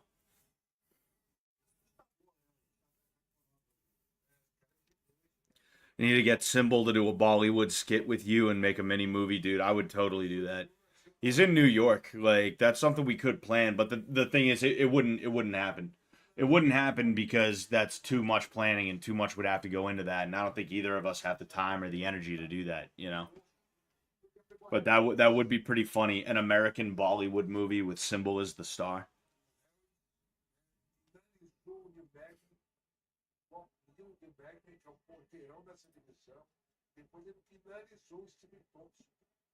He's tying his shorts.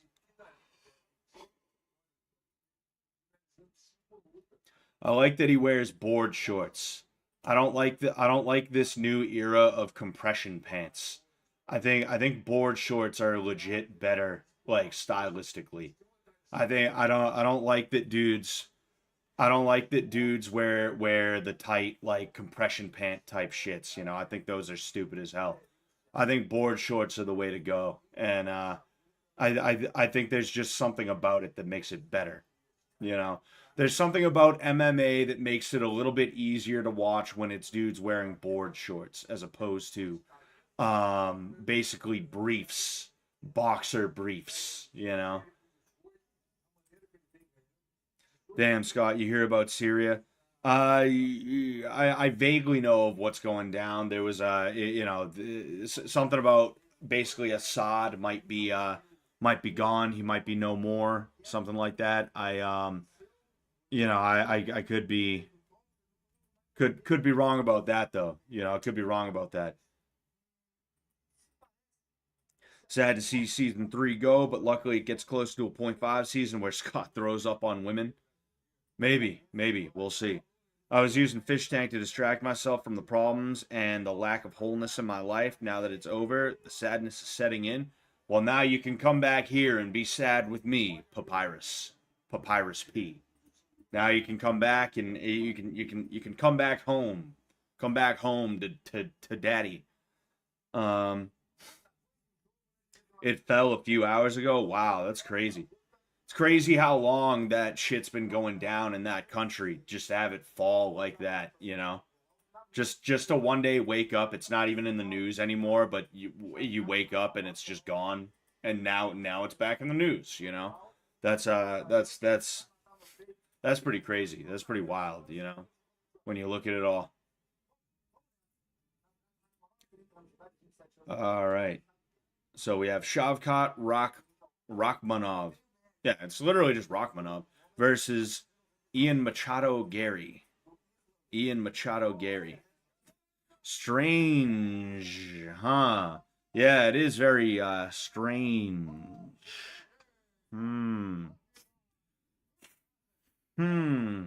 Interesting. Another country that just happens to exist in that region of the world falls. I wonder why.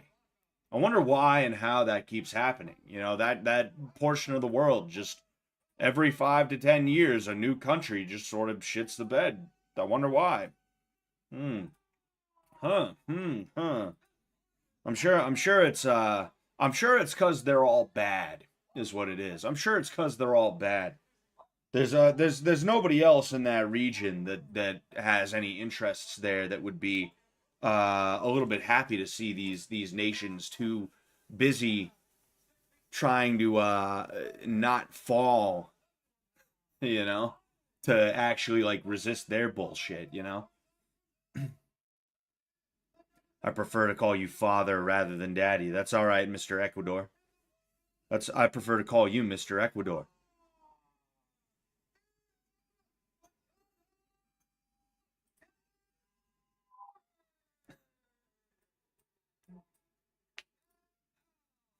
Notice how he screams over his own name. He doesn't scream over his wife's name. Ian Machado Garry. And then the screaming starts. He's like, let's go. It's like, interesting. Hmm. You know, I have a Brazilian wife. I would never dream of taking my wife's name. I would rather fight your whole family than have to take your name, baby. I would never do something so emasculating. That is quite literally emasculating as a man. To be like, you know what I'm gonna do? I'm gonna take your name. I'm gonna take your name is what I'm gonna do.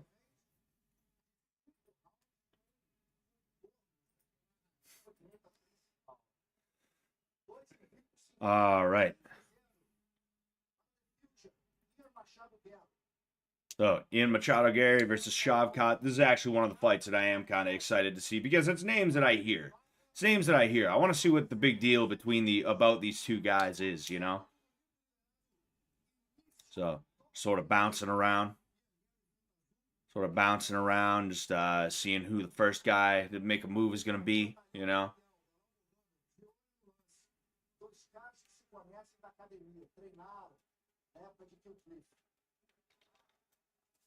What if it came with a 7-digit inheritance?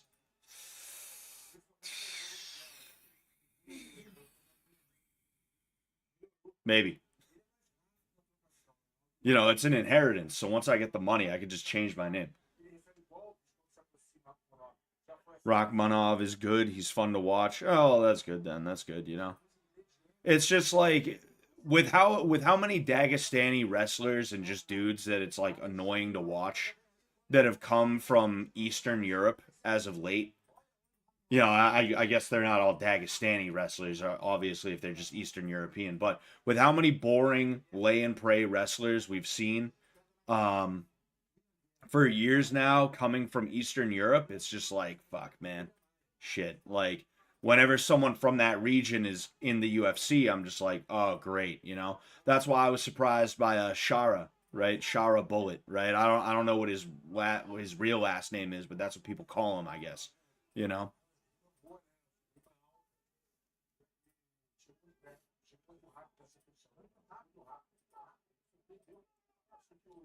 Fucking. So right now, Ian Garry is pressed up against the cage. Shavkat just sort of, you know, just sort of chilling, just sort of chilling. It's pressuring him. Not really much going on though. Not really much going on, you know. Heath Holloway. I'm not sure who the best fighter was out of all the seasons. I got to be honest with you. I didn't keep track like that, you know. I really didn't keep track like that.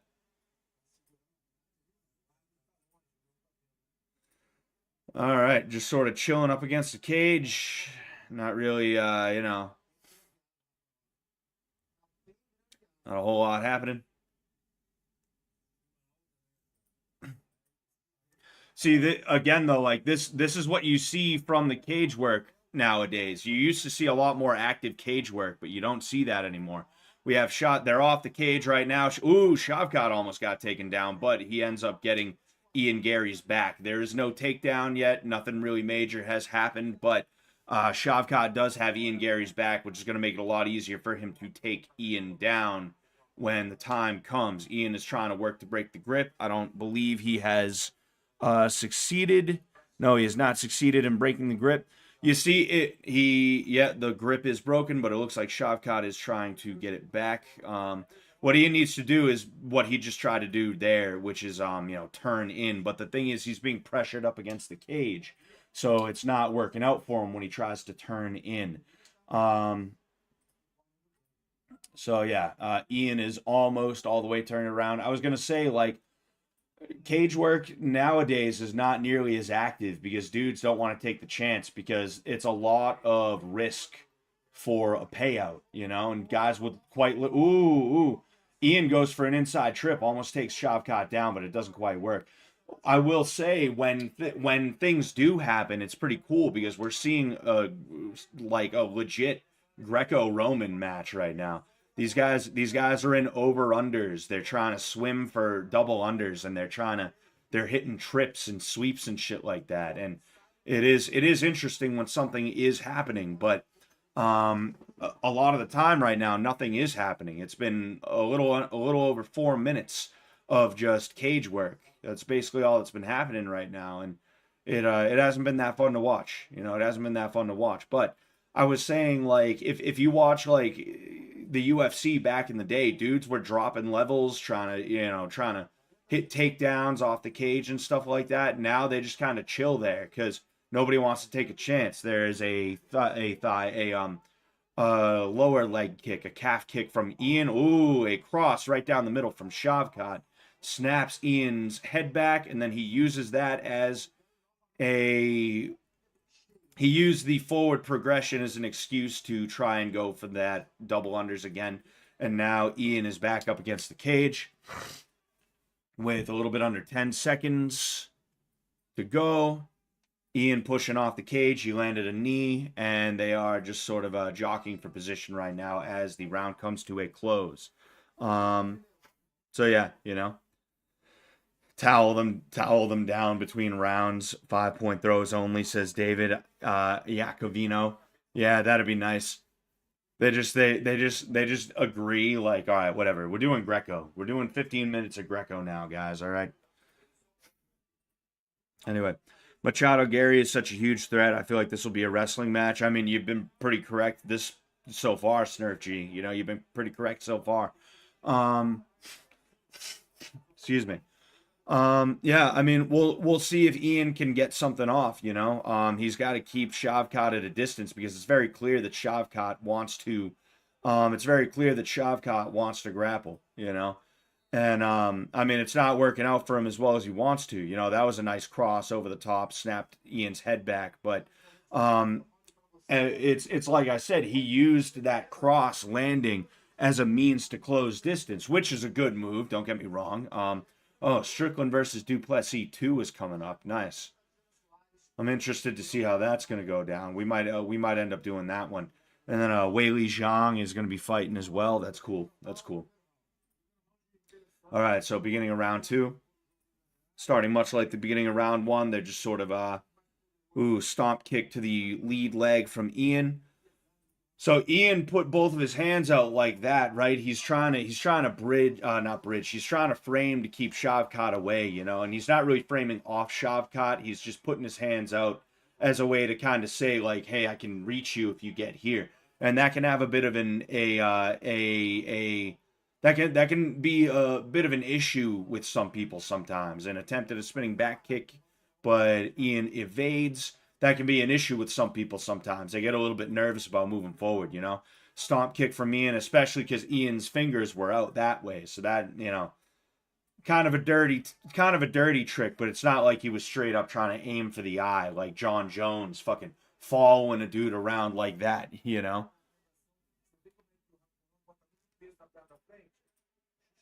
Jab from Ian.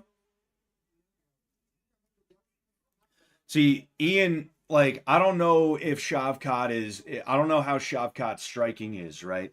I know Ian Garry is pretty good as a striker, but the thing is, like, I think Ian is so afraid of the takedown that it's keeping him from opening up in the way that he could.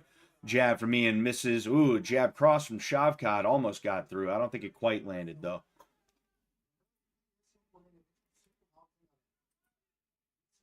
You know, the thing is, like the way Shavkat has been moving this round, not this round, but this fight, he hasn't been level changing. He hasn't been shooting in. He's been trying to upper body grapple. And if somebody's just gonna try and dart towards you like that, a jab cross is a good way to keep them honest. You know, that stomp kick that Ian's using is a good thing too. But I'd like to just see a jab cross. Just where's the jab? Where's the cross? You know. Jab to the body from Ian.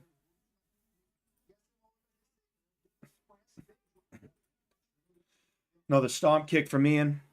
You know, not a whole lot going on right now. You know, nobody really taking chances. Shavkat doesn't want to stand and bang like that, and Ian doesn't want to get taken down. So because of that, we're watching a staring contest. You know, Shavkat throws a couple of rights. Neither of them really land. Ian ducks a punch, and then he ends up on the inside. He ends up reversing position because he had his back to the cage. You know, not quite, but his back was facing the cage. He turned it around and he pushed Shavkat up against the cage. And I don't anticipate that we're going to see a ton of grappling here from Ian. But ooh, nice. I don't know if that knee to the head landed, but Shavkat was bent over, and you know, Ian threw a knee to the head. Ian at one point had double underhooks, but Shavkat ended up swimming, and he reversed position. Ian is now against the cage, so it's not quite a good spot for him to be in. I mean, I don't really have a dog in this fight like that, but I guess I'd rather see the Irishman win. But I mean, right now, I don't think either of them are really doing what they need to be doing. I think they're just kind of they're having a nice little hug fest, you know.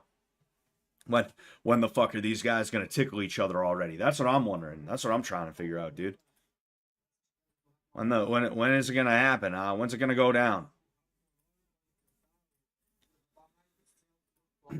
I keep thinking I see Shavkat grab the cage, but he's not. He's just putting his hand up against the cage, which is not illegal.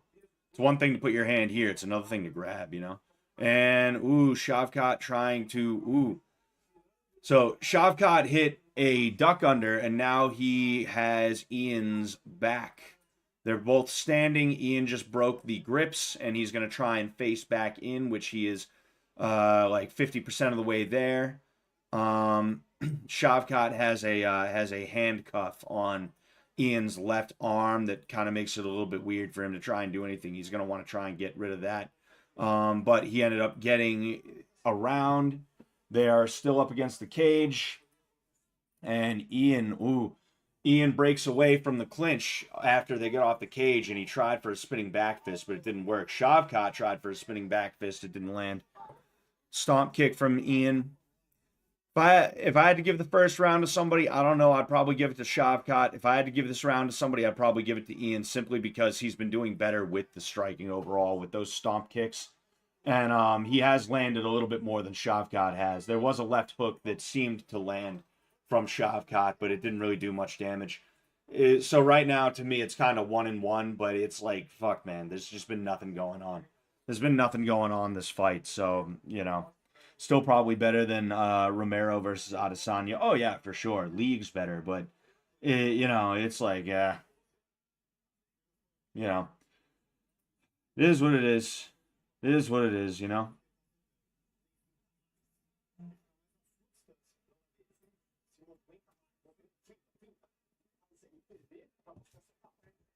Oh, man.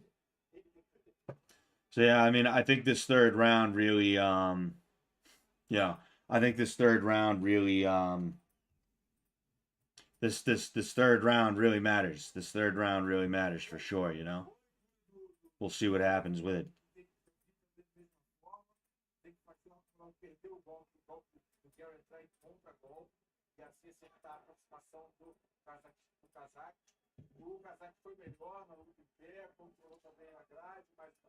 Sorry, I'm just checking some shit.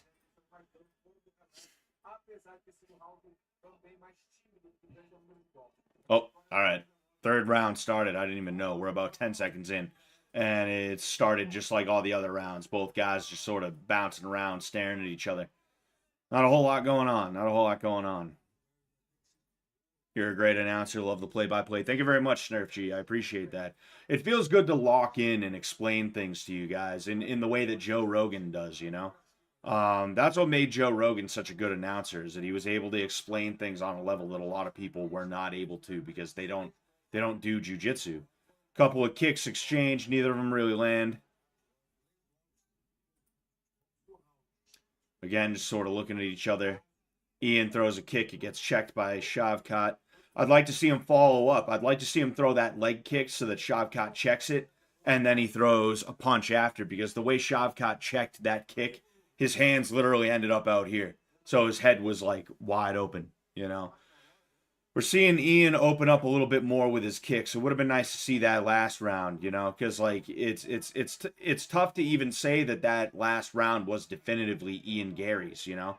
If he was a little bit more open with his kicks, he might have been able to make more of a claim to that round being his. But you know, as of right now, not really, you know. Ooh. So Ian throws a kick. It knocks Shavkat off balance momentarily, and he follows up with a two-piece. One of the punches really landed. I don't think the other one did, though. There was another kick by Ian Garry as well off of that. Shavkat throws an overhand right. Ian, he ends up ducking under it, and they clinch momentarily, but then they end up letting go. Shavkat throws a jab to the body, which lands on Ian Garry, and they're just chilling right now. Jab from Ian Garry. It may or may not have landed. I think it might have, but it didn't land like flush. Jab from Ian Garry. I don't think it landed. Ian going for that leg kick. Ian trying for a midsection kick on Shavkat. And Shavkat throws that same overhand, and he uses it as an excuse to clinch, but Ian was a little bit quicker on the draw. He has double underhooks with Shavkat against the cage right now. Shavkat reverses. Oh, it wasn't double underhooks. It was an over-under. But Shavkat reverses position. And they are off the cage. Now they're back on the cage. Ian is the one with his back to the cage. And we will see if somebody can at least make this worth it for themselves in this round. Somebody should be a little bit more tired by now, I would assume. Somebody's going to make a mistake, I would guess. Ian dropping his weight. I don't know what that was for, but he's kind of hand fighting a little bit. Ian drops his weight. He ends up getting turned, and kind of a weird position for him to be in right now. You know, he's just kind of hunched over. Okay, he's got a 2-on-1 on Shavkat's arm, and that's kind of what's keeping him from getting taken down right now.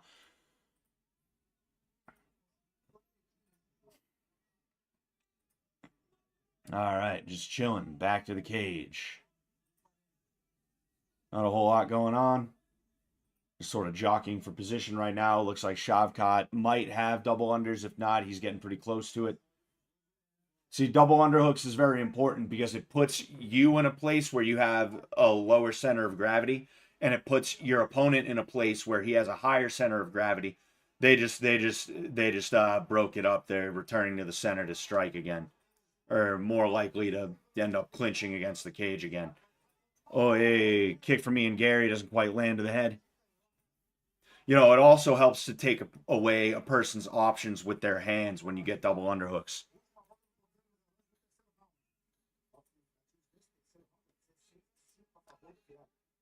Kick to the body from Shavkat. Ends up getting caught by, well, Dutch blocked by Ian Garry. Ian Garry spins like he's going to go for a spinning back fist. Doesn't quite work. Throws a jab after that. Shavkat slips it. Shavkat throws a jab. Doesn't quite land on Ian Garry. Switch kick from Ian Garry. Followed by a stomp kick from Ian Garry that hyperextended Shavkat's leg a little bit. That was pretty ugly. Jabs exchanged from both of these gentlemen. Oh, nice spinning hook kick from Shavkat. Doesn't quite land. We have a little bit under 20 seconds. Now under 15 seconds. A spin from Shavkat. Doesn't go anywhere. Jab from Shavkat. Partially lands. Another jab from Shavkat.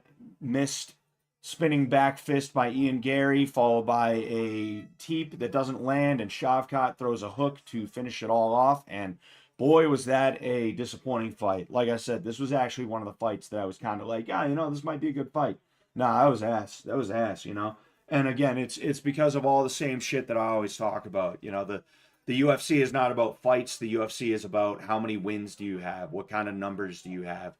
And because of this, it was just not that. Oh, wait a second. Oh no, this fight is not over. They're going into a 4th round right now. So apparently this is a 5-round fight, which is interesting because Are they doing new shorts? New shorts? Are they offering new shorts? They're offering Ian Garry new shorts. For what reason I am unsure. I'm not sure why they're offering him new shorts. I mean, I'll be honest with you. This fight has been disappointing so far, but you know what? Apparently, are co-main events 5 rounds now? Are co-mains 5 rounds now? Is that what they're doing? That's interesting if they are. I didn't know they were. Okay. Who's winning? If I had to give it to somebody right now, I'd say it's Ian Garry winning, but that's not by a lot. And if they stopped it after 3 rounds and they decided they were going to go to the scorecards, it wouldn't I wouldn't be surprised or even disappointed if they gave it to Shavkat. I'd be like, all right, whatever, So after exchanging a few kicks and a few punches, Shavkat throws an overhand and he drives Ian Garry back to the cage, but surprisingly does not actually clinch with him. He also just hit a spinning back kick, which I don't think it landed, but it pushed Ian Garry back again. So that was pretty cool, I suppose. A calf kick by Shavkat, followed by a calf kick by Ian Garry. Actually, I think it was a stomp kick. He just hit him with 2 stomp kicks. And the way Shavkat moved after that first stomp kick was interesting. It seemed like he really did not like that one. I don't know if it was just that one or if there's more to it than that. Ian Garry tries to throw that lead leg kick. Doesn't quite land. Shavkat stepped in a little too close. He tried to follow up with a punch, and it did not work. Now they're just kind of bouncing with each other. Another stomp kick from Ian Garry. Those things are really going to add up in these what would typically be championship rounds. These are going to add up for sure, Like I think if it goes into a round 5, I think you're probably going to see Shavkat really start to break down because the more of those things you get hit with, the more it's just going to be awful, Shavkat tries to close distance on a low kick from Ian Garry. He is trying to reach for a high crotch. He is not quite getting it because Ian Garry has double underhooks right now. I'd like to see Ian Garry finish the underhooks, you know, get a gable grip and then reverse position. I'd like to see him do that. And that's what he's doing right now. That's literally what he just did. He shot his hands through further. He got ooh, they break off the cage. Ian throws a hook that partially lands, followed by another stomp kick. Now they return to the center. Ooh, Shavkat throws a jab, and he shoots in for a takedown and takes down Ian Garry. He actually got the double leg takedown. That was pretty good. That was pretty good. It was good to see. It was good to see actual action for a second, you know? Ian Garry has a body lock on Shavkat right now instead of a traditional guard. You know, now, yeah, Ian Garry's going for a body lock, a figure four, instead of a traditional closed guard. That's an interesting choice because you can use it to kind of mess with somebody's breathing a little bit, but you're burning a little bit of energy. And then in addition to that, you have less options from trying to fight from the guard when you have that. But Ian Garry has some pretty long legs, so that's probably why he's used to that. Something happened. I don't know what. I looked away for 2 seconds and the crowd started erupting. So right now, Shavkat hitting those hammer fists. Ian Garry tried to push off, but it didn't quite work. And Shavkat took Ian Garry's back for a second, but he fell off, and now he is fighting for a single. And Ian Garry has, oh man, Ian Garry had an arm out Darce choke for a split second. And Shavkat was able to slip out, and now he has Ian Garry's back again, trying to bring him down to the mat. I don't know if that gives the round to Shavkat. You know, Ian was winning the striking exchanges for sure. Not that there really were exchanges. You know, it was more just Ian kind of throwing a kick here and there. But you know, that takedown was a really big moment for Shavkat, but he didn't really do. He actually no, he did a little bit of damage with it. He did a little bit of damage. He was hitting those hammer fists, you know. Right now though, Ian is just sort of facing the cage. Shavkat still got his back. He's just kneeing him in the butt, and you know, now Ian is trying to turn in. He hasn't quite broken the grip, but he's still trying to turn in anyway. He has turned in, and they have broken away from each other. They are now back to the center. We have a little bit under a minute. Ian's got a guillotine, but he slips out of it. Ian went for a spinning back fist, and Shavkat closed distance, and now they are back against the ground. Shavkat, I believe he level changed a little bit, and you know, that's how they ended up back in the ground. That same similar takedown as before. Ian Garry taking a little bit of punishment from the bottom. He's still trying to work a little bit though, you know. Ian has oh man. It's hard to keep up because some of these situations are so fluid. So Ian's working from the when Ian's on the ground, he's working from the knee shield. He's got a knee shield in, and it's not really working out for him the way that he probably wants it to. You know, he used it a second ago to push Shavkat away, but it didn't do exactly what he wanted it and needed it to. You know, and you can see a little bit of swelling over this eye, over his left eye, and that's because of some of the punishment that he was taking a second ago. I wish you had a round timer on your screen like Fight Companion, so we could sync up your stream to the fights. That might not even be a bad idea. I'll see if I can find something like that now. Round timer. Hold up. What? Okay.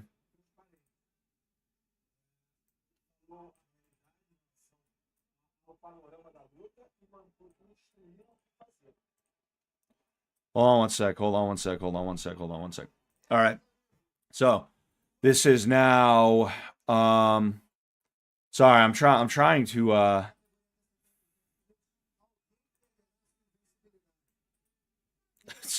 right.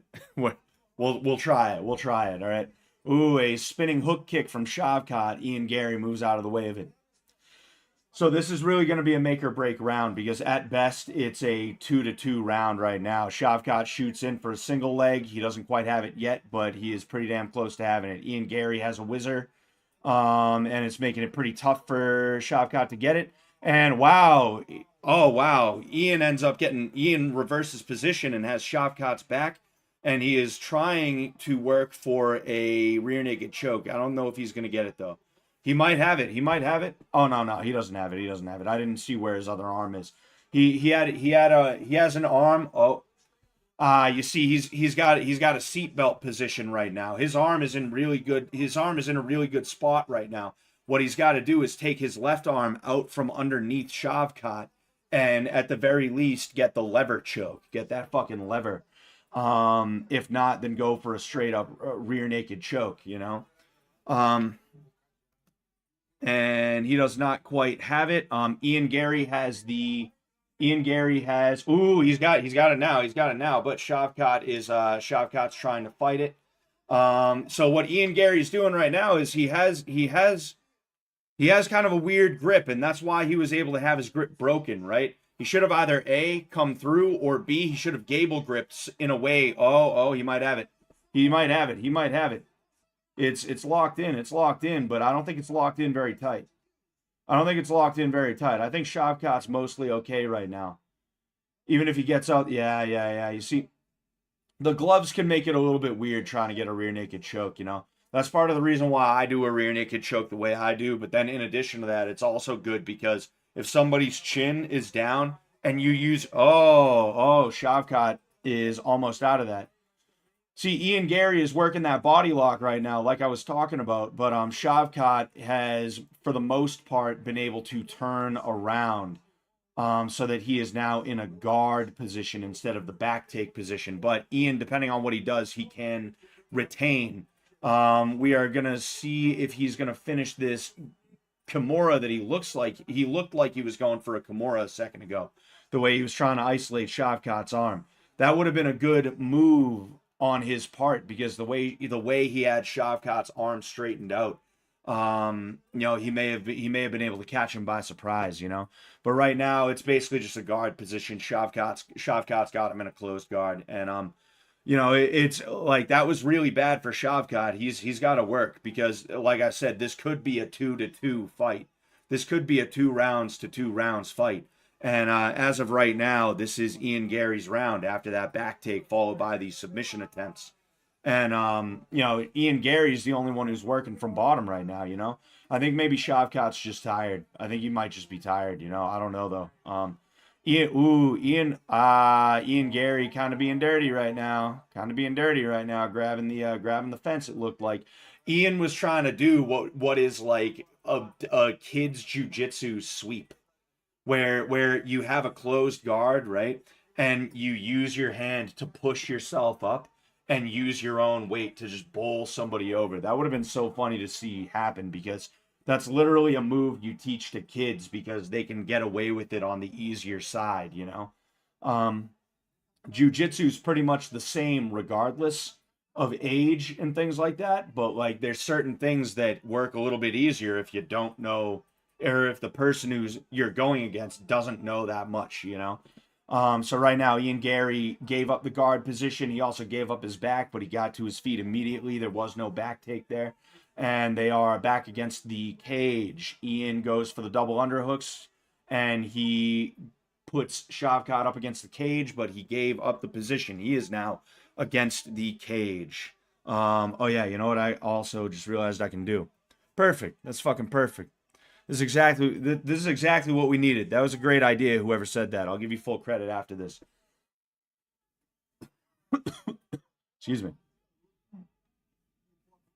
All right, so it's looking like we're going to end this fight against the cage. Shavkat is in over-unders. Ooh, Ian throws a shot. I don't know if it quite landed. Throws another shot, and we are finished. That was round 5 of what was originally a pretty boring fight, I'm going to be honest with you, but that last round was pretty good. If I had to give it to somebody, I'd probably give it to Ian Garry. I think he did just enough, and I mean just enough to the point where, like I said, if I had to give it to somebody, I'd probably give it to him. But, um, you know,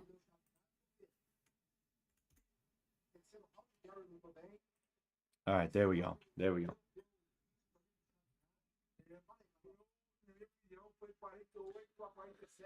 Ooh.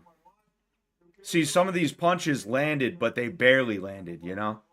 To a point where it's like, can you even say, like, can you say something landed if it basically just slips off of somebody, you know?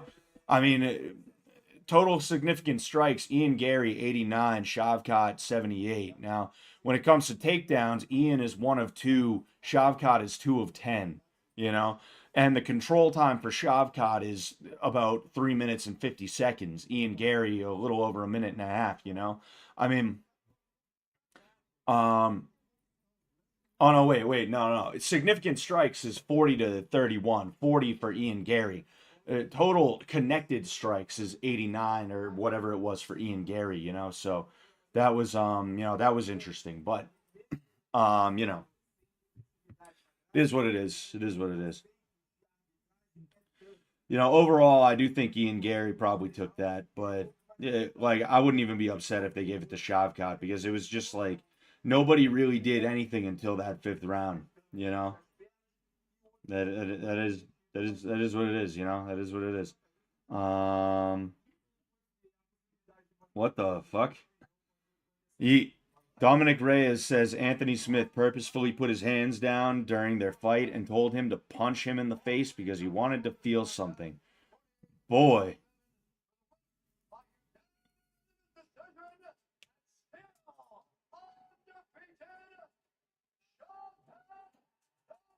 Hmm. See, I don't agree with the unanimous. I don't agree with the unanimous. You know, I get like I said, whoever took it is whoever takes it. Whatever, you know, they both didn't really do as much as they should have. But like, um, the unanimous is where I'm like, what? No, that's bullshit, dude. That's fucking bullshit, dude. Fuck that shit. You know. Parabéns. Primeira luta, sua carreira, que foi até a última nacional, que foi a decisão. Oh, thank you. Um, what else? What else is in here? Oh, okay. Hold on. Sorry guys, one sec. You know, I'll put this down and you can grab your stuff. It's all good. What else? What else did you get? Because it feels like a lot of stuff. Just a burger and nuggets. No, no. I wish I got a fucking burger. I'm like, I don't want to be fat. I'm just gonna get fries and a shake. Is all I'm gonna get. Now I'm like, Can I have a nugget and maybe a bite of the burger? Just a bite though. Just a bite. Fuck, bros. I bet on the Irishman. That sucks, bro. That sucks.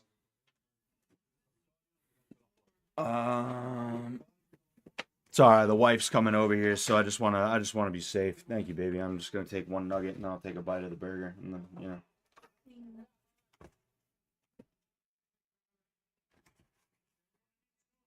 Vamos nos encontrar em breve.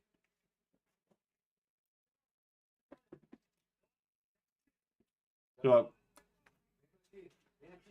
wrestler versus wrestler just fucking sucks nowadays. Here you go. I gotta, you know, gotta finish chewing this before I take a bite of the burger.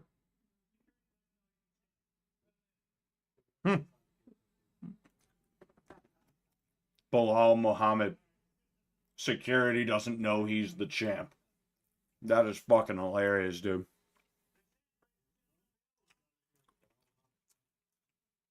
That is the best thing.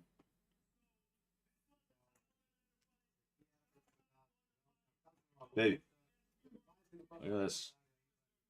Estou emocionado. It's free. Frozen. Tá me vaiando, mas isso aí, essas vaias vão ser lágrimas. Vou quebrar outro cara invicto. E aí eu vou sair do interior. Thank you, baby. I love you.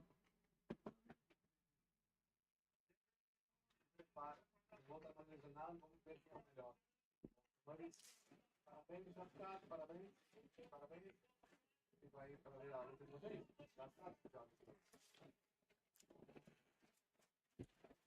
I'm high key excited for RFK to be the dude who's doing the food shit.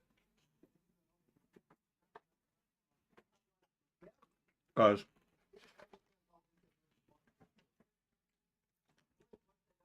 I cannot wait to have tallow fries from McDonald's. You know, McDonald's made with real food again. McDonald's being forced to be real food again. That's going to be so great. You know, I don't care if it costs a little more. Whatever, you know.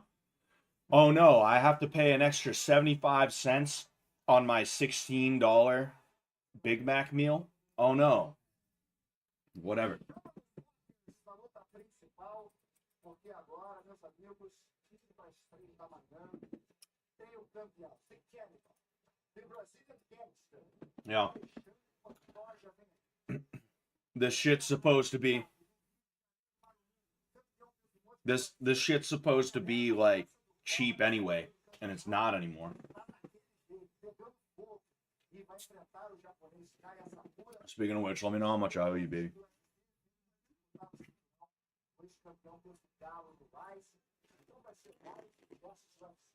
So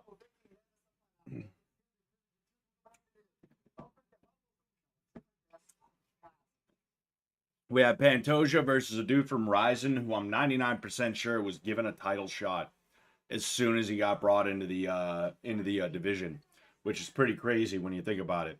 The last time I ever remember something like that happening is like a Brock Lesnar or a Ronda Rousey situation, you know?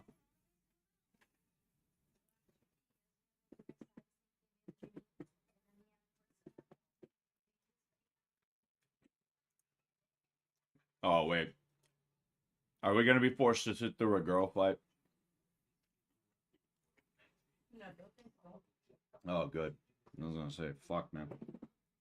Nah. That would suck.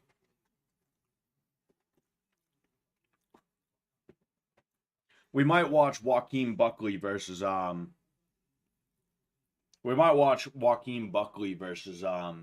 Colby Covington though, because I like Colby Covington. He's kind of doing this a little bit, you know. This is what it is. Everybody gets old at some point. I think he's like 37, 38, something like that, right?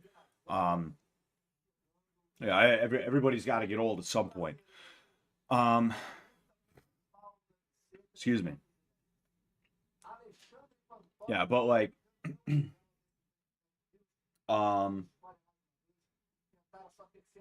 yeah, I mean it's gonna be a fun fight to watch. I think it's gonna be a fun fight to watch, and you know, we'll see what happens.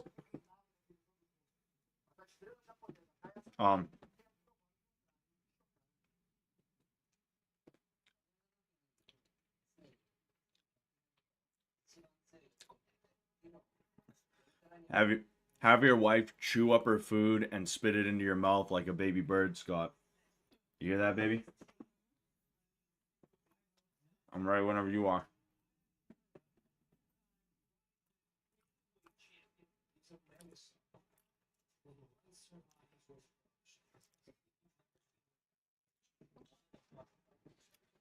Sorry.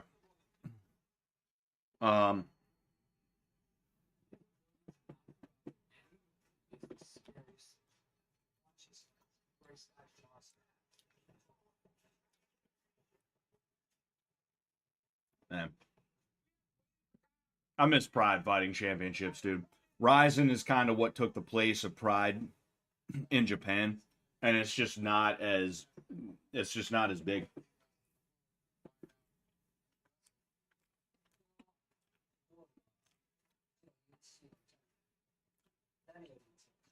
I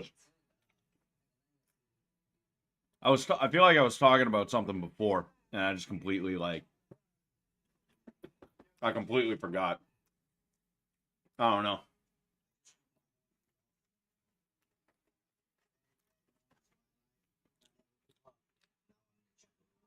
Oh yeah. Oh wait. Oh yeah. No.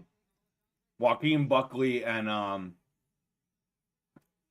Colby Covington.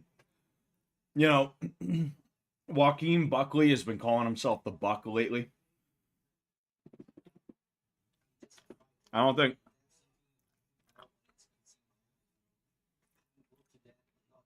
he understands. I don't think he understands what that means. Prime Connor says, "Hey Scott, I'm rooting for Asakura." Yeah, I don't really have a big dog in this fight either. You know, um, you know, I guess we'll see what happens. But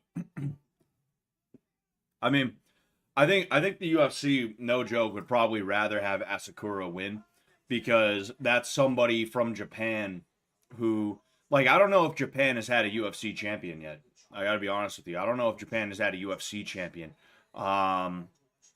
They tend to stick with like Asian promotions, whether it's Ryzen or if it's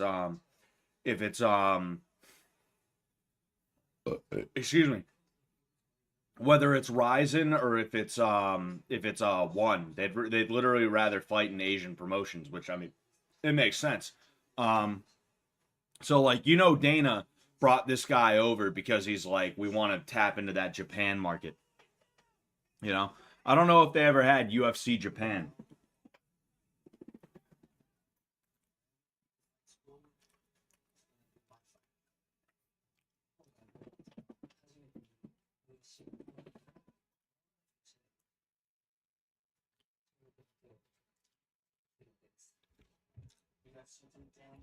Guy has like 3 million YouTube subs. Yeah, there's a lot of fighters that are doubling up trying to be YouTube stars now, you know.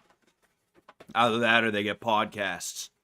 It's I mean, it's a good move, you know. It's relatively less it's relatively little work. You just film, you just have somebody follow you around with a camera while you do your shit every day, you know. Either that or in between training sessions, you're sitting at a fucking table with your boy just talking shit, you know, and you get tons of money for it.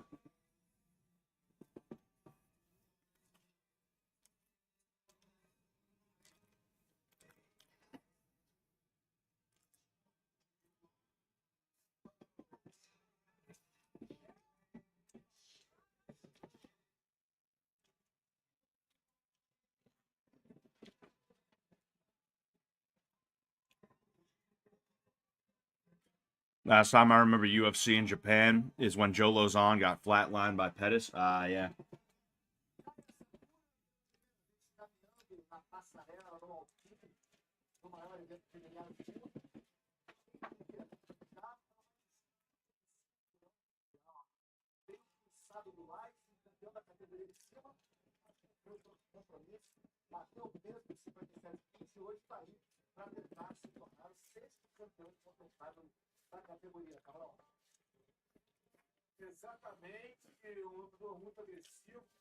All right.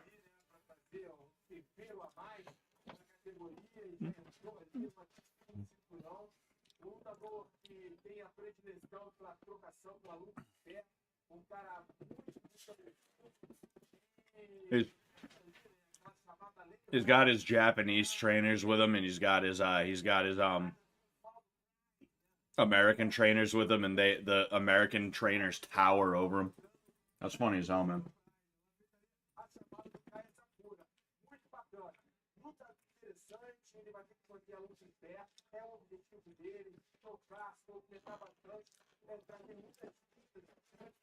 This dude looks like a jacked teenager. It's so funny how he looks like a jacked teenager.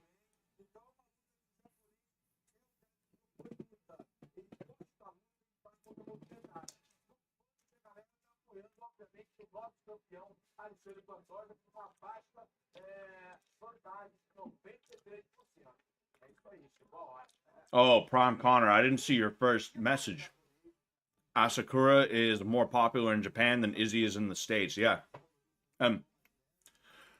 Again, that's why Dana wants him like that, you know, because all of a sudden, the Japs are gonna be like, "Oh shit, dude! Like, yo, dude, let's watch."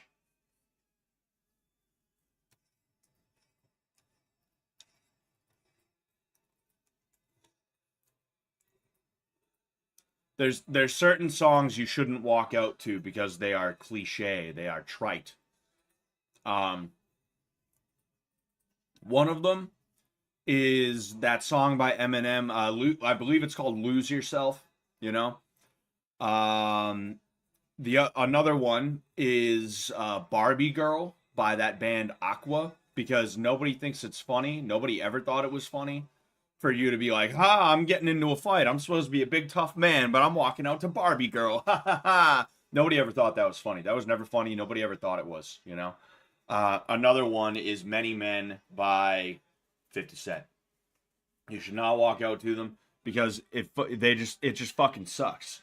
It sucks. You look like a blowhard walking out to those songs, you know?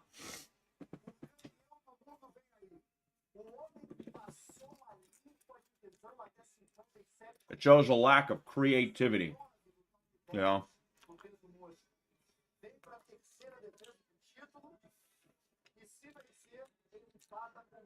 It's a lack of creativity, and it's just fucking annoying, you know?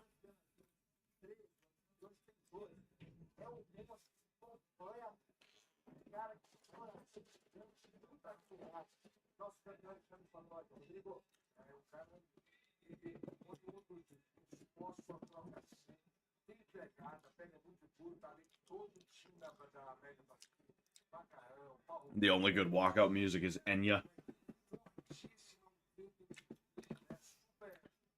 Yeah, every unoriginal piece of shit wants to walk out to that Eminem song, you know?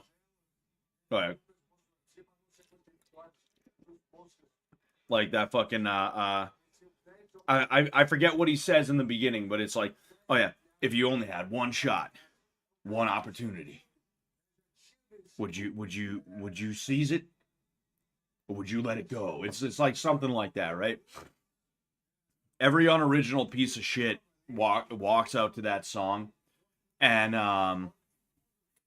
it's just the dumbest thing. It just looks so stupid, and it's someone who thinks that like, oh, dude, I'm Eminem. I'm Eminem in this situation. This is my one shot, dude. My one opportunity, bro. Yeah. And I'm gonna seize it. I'm gonna take it. And it's like, you're at a regional show. It's your first MMA fight. Your first amateur MMA fight at a regional show. And you're walking out to that song telling yourself, yeah, I got one shot. I got one opportunity. Yeah, that's me. He's talking about me. Like, fuck.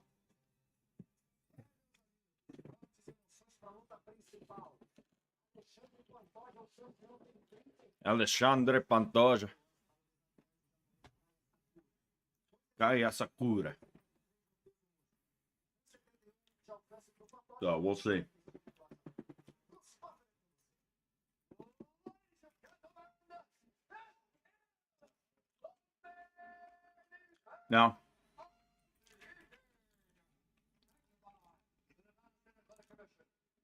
Now, imagine walking out to that and then immediately getting flatlined. Exactly. It's like I think people who walk out to those songs, a lot of the time it's that they're not in it. Their head is not in it, and they're like, "Oh, I'll play this song because when I play this song talking about how I only have one shot and one opportunity, I'm going to come alive. I'm going to come alive and I'm going to seize the moment." And through the tribulation, through the struggle that I'm facing, I will rise and I will totally win and I will seize the opportunity. I have to do that because I played the song, and I played the song. That means I can't lose. Like, I really think that's part of the psychology of why some people pick those songs and shit like that. You know, I'm not saying Pantoja feels this way. He's a high level fighter. He's the champion. You know, even if he is a little bit nervous about this fight, I'm sure he's not going into it like, oh man, but my head's not in it, you know.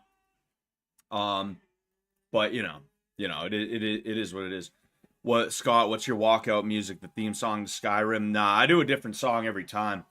The first fight that I ever had, I wanted to do "Wheel in the Sky" by Journey, but the DJ must have been high or something like that. He fucked up and he made my walkout song.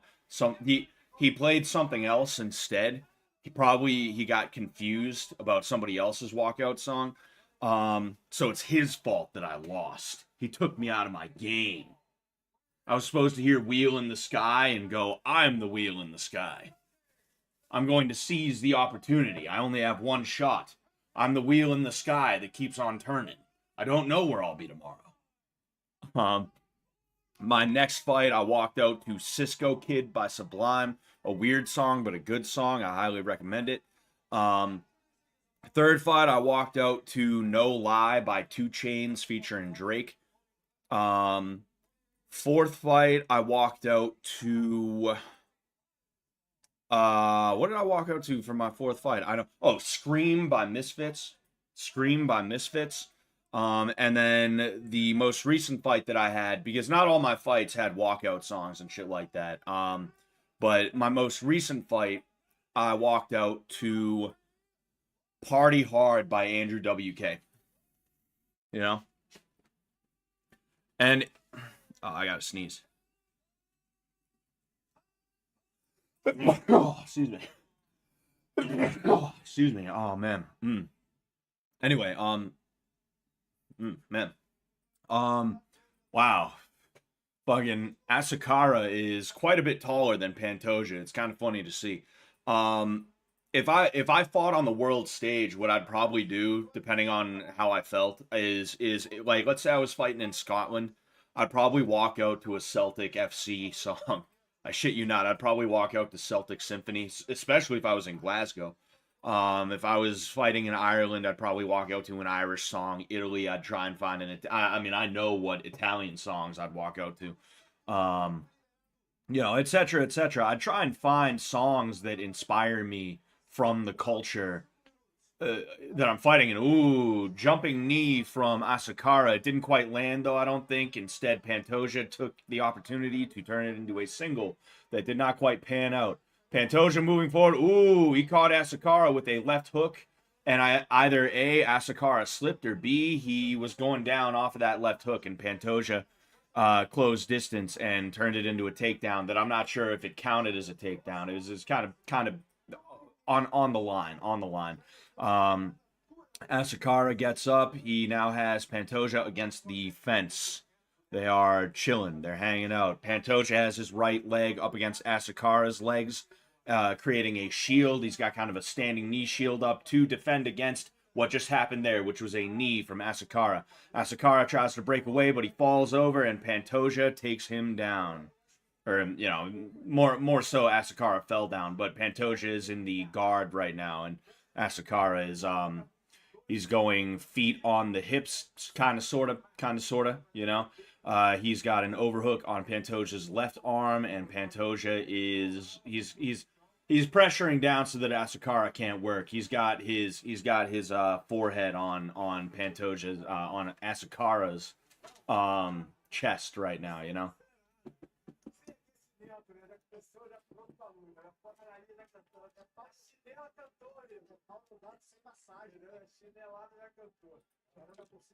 Asakura tries to stand up. He does so successfully.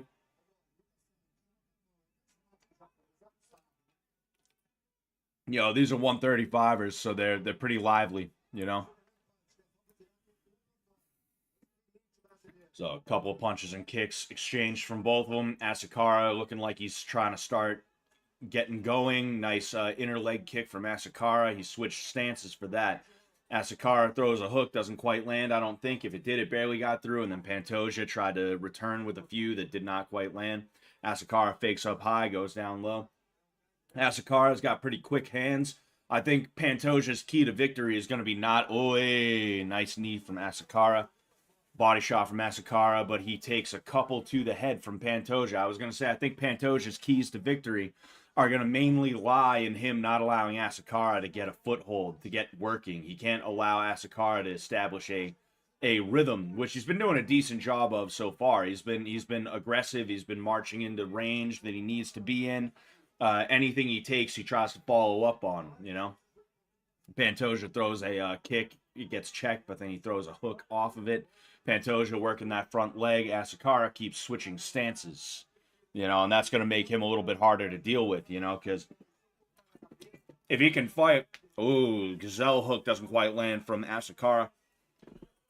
I was going to say, if Asakura can fight from both stances, that's going to be good for him because, you know, he needs to stay as elusive as possible. He needs to stay as hard to guess as possible. And Pantoja goes with a jab cross up the middle, jab lands, the hook, you know, the overhand cross doesn't really land. Oh, a hard kick from Asakura, but it is blocked by Pantoja. Oh, hey, hook into a low kick from Pantoja. Nice little low kick there. That was fun to see. Ooh. Oh, hey. So a couple punches land from Pantoja. There's a bit of a scramble, and then on the way out of that scramble, it looked like Pantoja landed a knee to the head. That was nice. See, Pantoja's doing a good job of being the aggressor right now. You know, he's not letting Asakura get started. You know, you can tell Asakura is a little bit dumbfounded by the pace. You know, but when Asakura acts, it looks good, you know. Pantoja running in, doing some dirty boxing.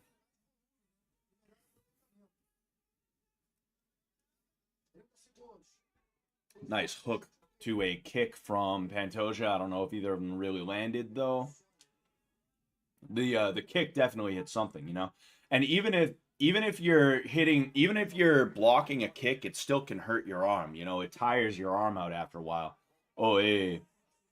Another Pantoja this whole round has been hitting that hook into a kick.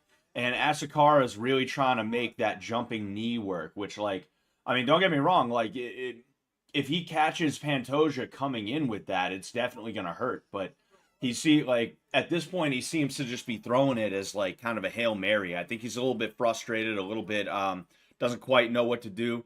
Man, he almost, yeah, you see that first jumping knee almost landed from Asakura, but it was a little bit in. That step knee though, that stepping knee, that single shift into the knee was really nice from Asakura.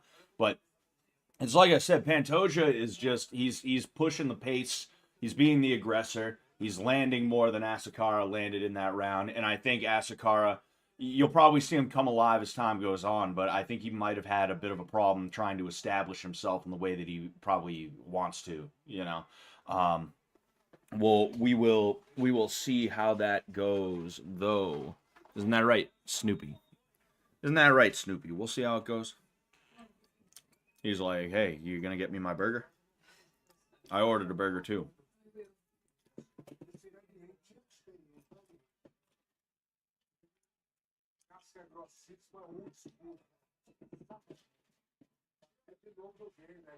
Gotta stuff my face between rounds. All right. Oh, I just remembered.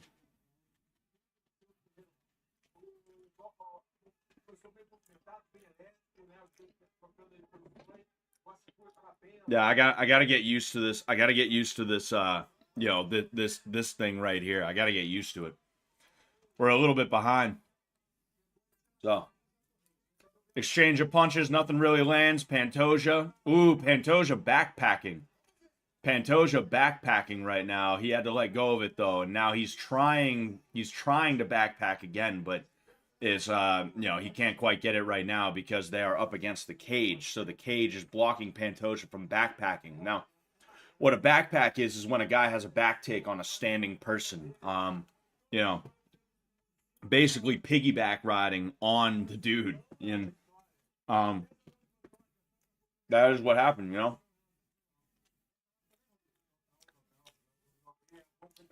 I was going to say Pantoja's head is kind of open, you know. He's in a spot where he can at least land some annoying fucking shit. And, oh, here we are, the backpack again. So there's a back take. Asakura is in a body lock right now from Pantoja. He's doing a good job of isolating Pantoja's arms, though, because in that case, you need to hand fight. Excuse me. You need... In the case of a back take, you need to be hand fighting. You need to make sure... Oh. We have a rear naked choke, and it looks like. We have what looks like a rear naked choke. If it wasn't in before, it's in now. It wasn't in before, it's in now. But you see, he grabbed the head. He grabbed the arm, and he pulled it down, which alleviated the choke. But it's looking like... Oh, there's a tap. There's a tap. And there we go, you know.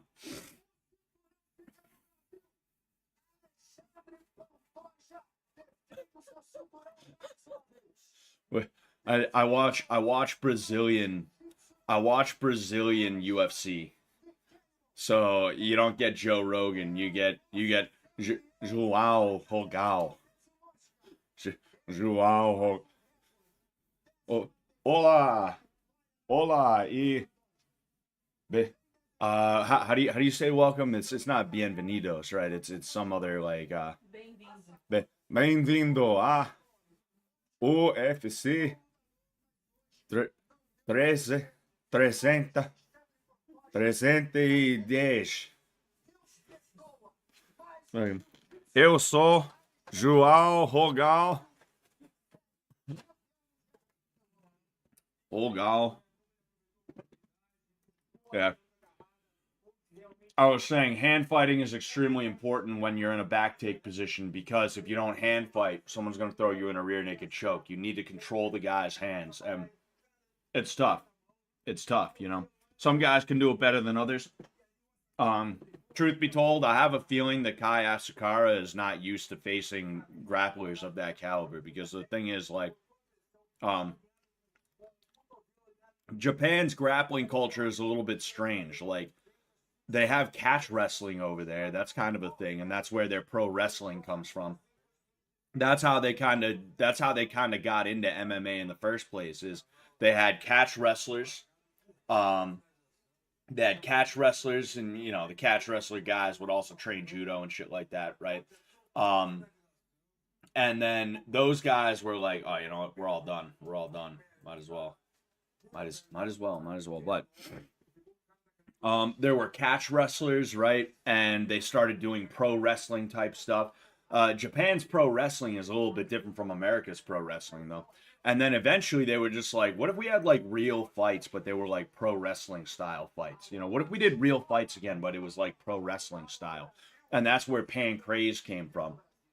And then eventually they kind of made their way back into like what we consider to be mainstream MMA, you know? I think Pancrase is still around. Excuse me. But it's, you know, it ain't what it used to be. Like, this hemisphere is more known for having like elite level grapplers than the Western hemisphere, which the reason why that is because in the Western hemisphere, a lot of those guys don't bother with MMA. You're only starting to see more dudes in the Eastern hemisphere, excuse me. The Western hemisphere is known for having better grapplers than the Eastern hemisphere, not because it's true, but because the grapplers in the Eastern hemisphere, they tend to stick to their sport, right?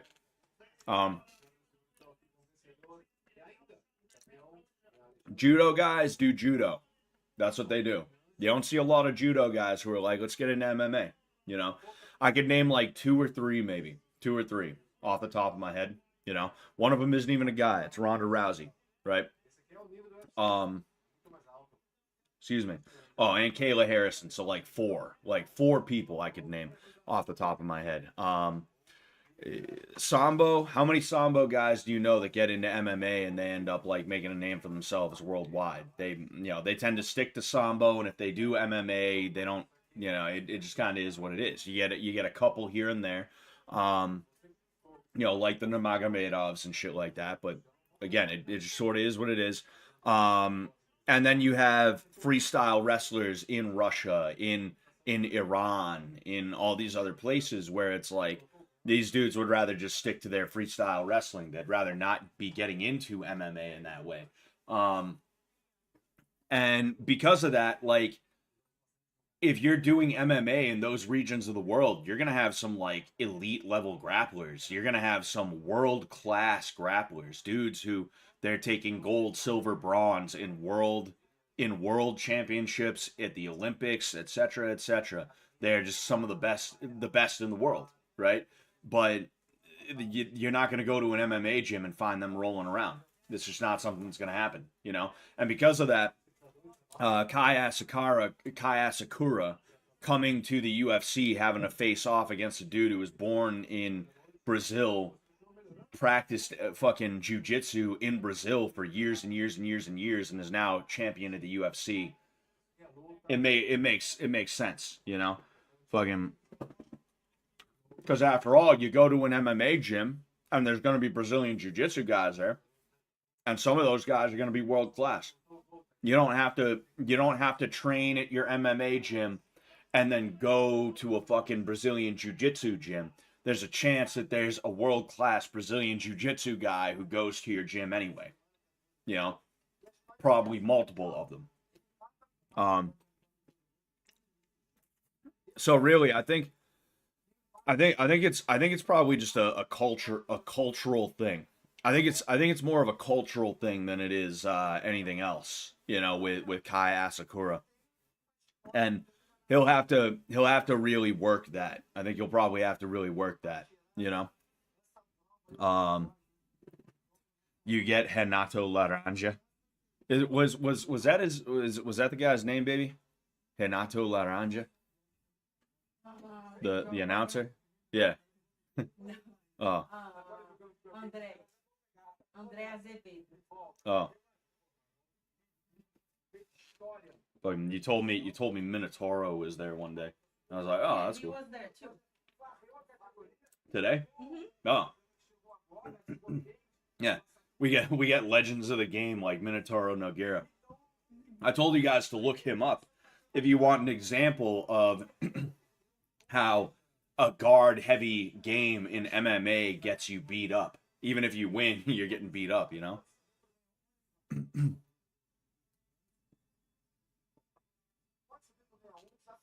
How sick was that Bryce Slam though? That was pretty sick. That was pretty cool, you know. All right.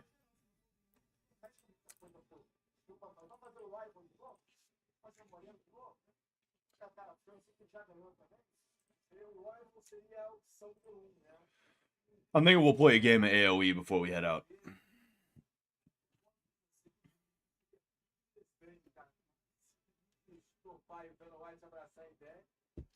You know, this one didn't even take 3 hours. That's pretty crazy.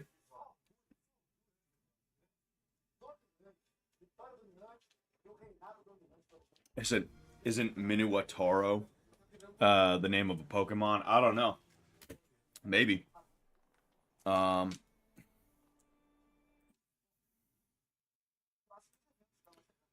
Bang, but then I need to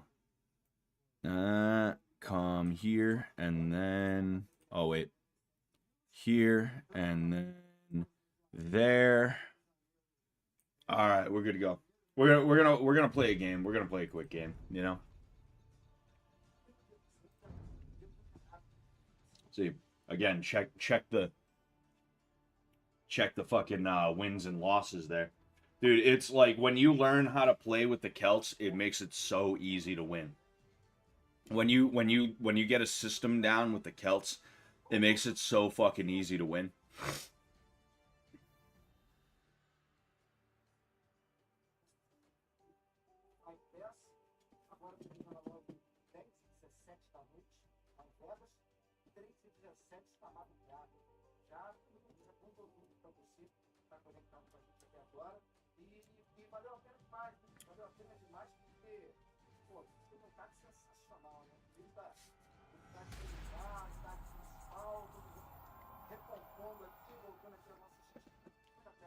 All right, let's see here.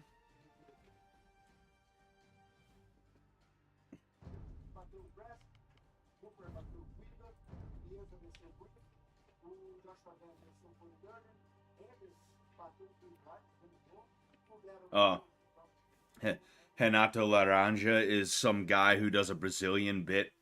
He says he's a 35-time IBJJF champ, but he's just a brown belt from 10th Planet. Oh, you know what? Is that a it's a joke, right? I'm pretty sure he did that thing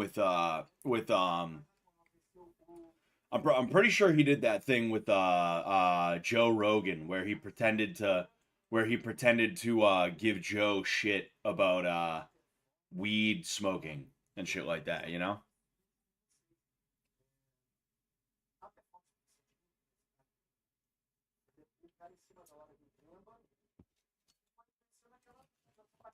All right, Celts versus Incas. This is in my favor, but I got to be real careful with it.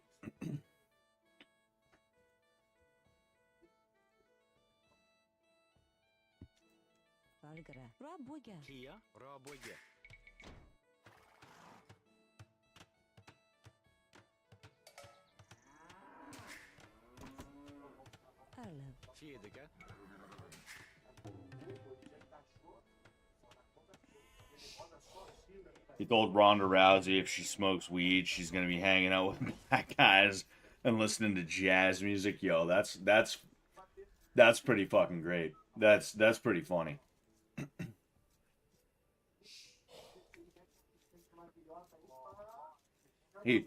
He says that, and it just cuts to Derek Lewis.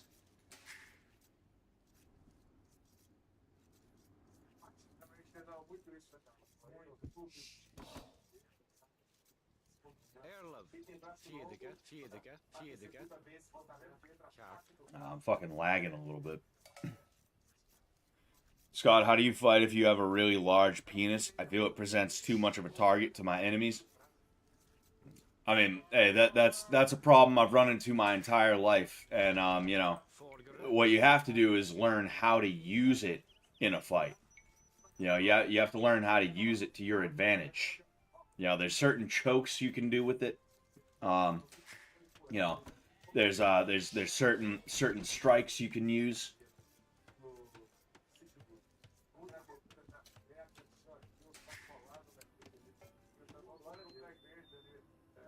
Dude, this wood line is trash. This is like an awful wood line.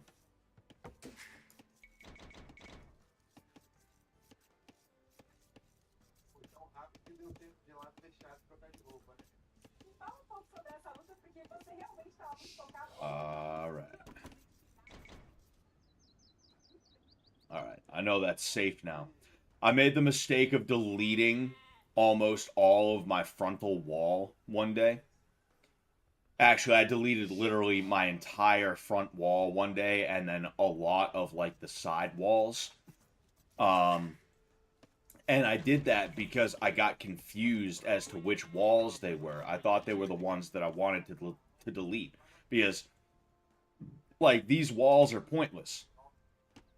You know, why would I leave those there? I might as well just delete them and get them out of the way. Oh, excuse me. Make it a little bit easier on myself. Damn, dude. I'm lagging or this guy's lagging. I don't know which.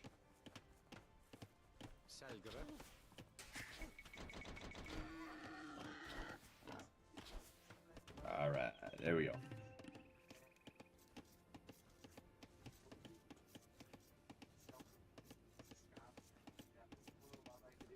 Yo, this dude that they have on right now, Themba Gorimbo, his skin tone is so like his skin tone is dark in the weirdest way, you know? It's like it's kind of crazy to see. You know, Vicente Luque versus Themba Gorimbo.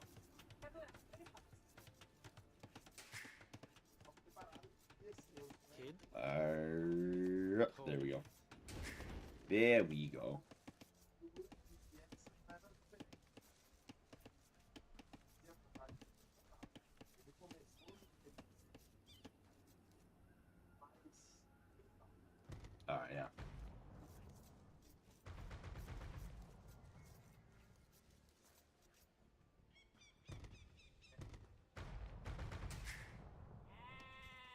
No, jeez. I'm waiting for more guys to pop up.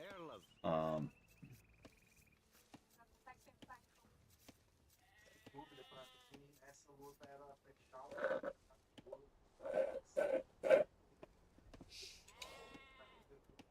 Kia, Selgere, Erlov, Kia, Fala toda a galera do Brasil, muito obrigado pelo apoio. I'm a little bit locked in right now, so I'm not doing a ton of talking. To, Oh, fuck. Selgere, Kid, Brabbrugge. Forgere, Man, that was close. Now that was a close one. We will go here.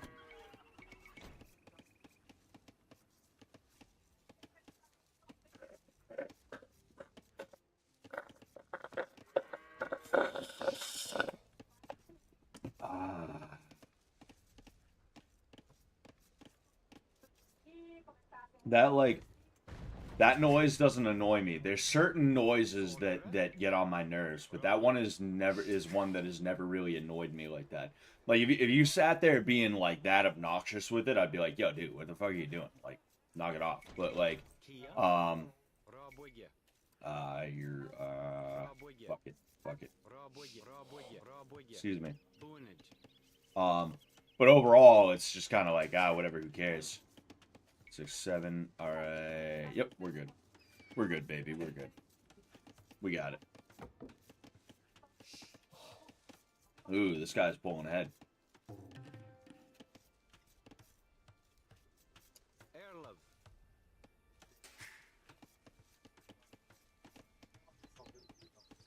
Kia, Rabwigge, Forgere, Kid, Selgere, Erlov, Theodge. Selgere.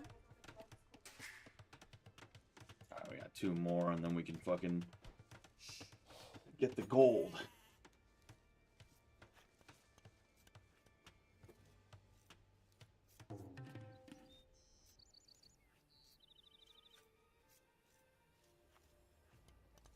Kia. Selgere, Bead Fear, Kid, Bead Fear, Oh, wait, oh, fuck. Boonage,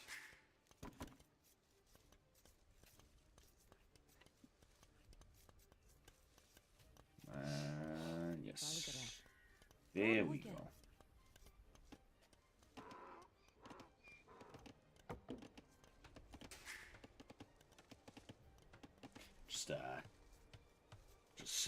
Just sitting here waiting. Just sitting here waiting.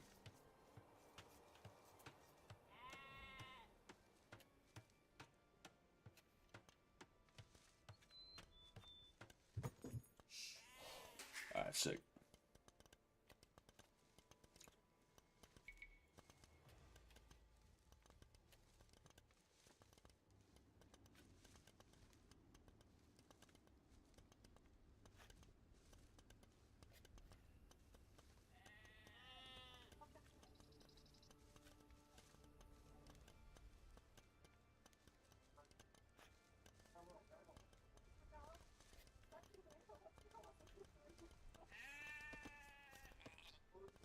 Oh, there we go.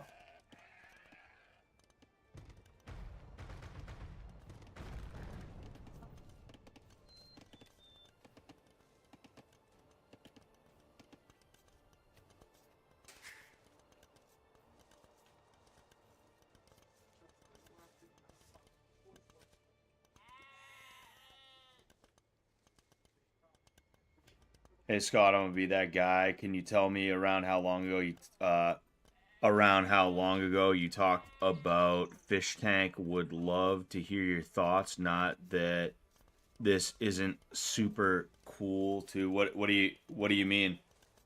What do you mean how long ago I talked about fish tank? Kia, I don't know what you mean by that specifically. Bang bang, there we go.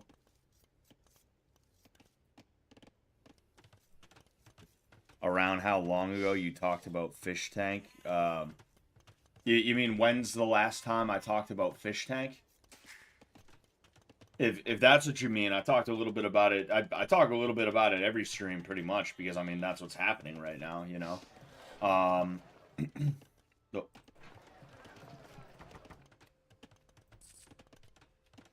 yeah, fuck it. Oh damn. Yeah, you know what? You know what? Fuck it. Oh, I gotta wait for that thing. Excuse me. Yeah, I mean, I've been talking about it pretty much every stream because that's just kind of what's going on right now. What was I gonna say? What was I gonna say? What was I gonna say? What was I gonna say? What was I going to say? Yeah, I mean, I think it was a good season. Wasn't the best. You know, and in some ways it was on par with the other seasons, but in other ways it definitely wasn't. For whatever reason that was, you know, I don't know. I wasn't there this season, so I don't have any insight that you guys don't have, other than, you know, maybe some small pieces that, you know, could make certain things make sense, but I don't feel like I can or should talk about them. Oh, excuse me.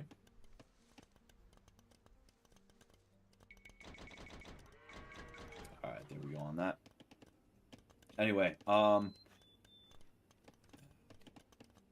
yeah, I mean, you know, I think it was a good season, but you know, certain things went wrong. That happens sometimes. Shit hits the fan. Oh well, what you gonna do?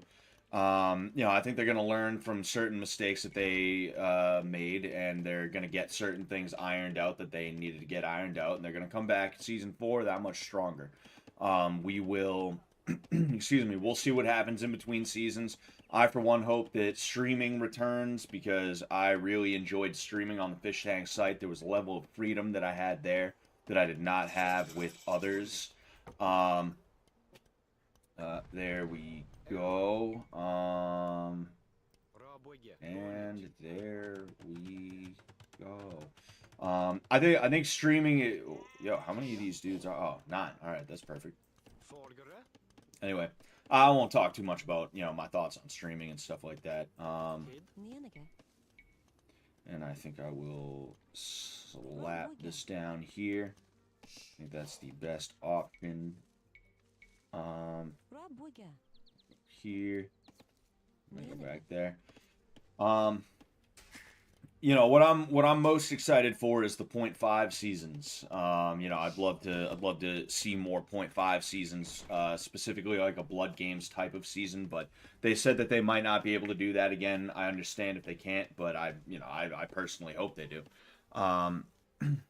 I was watching when you were watching the fights, and you were like, "I'm gonna talk about Fish Tank later," so I just figured you did. I mean, I talked a little bit about it in between the fights. I talked about my thoughts on season 3.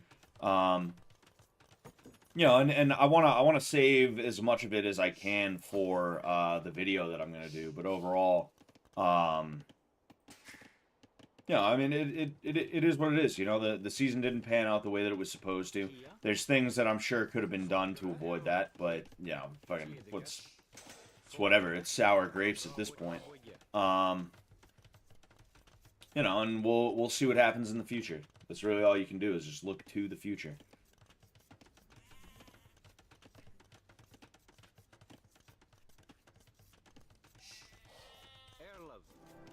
12, 11. There's 11 of those assholes. You know what I will also do? I will throw them there.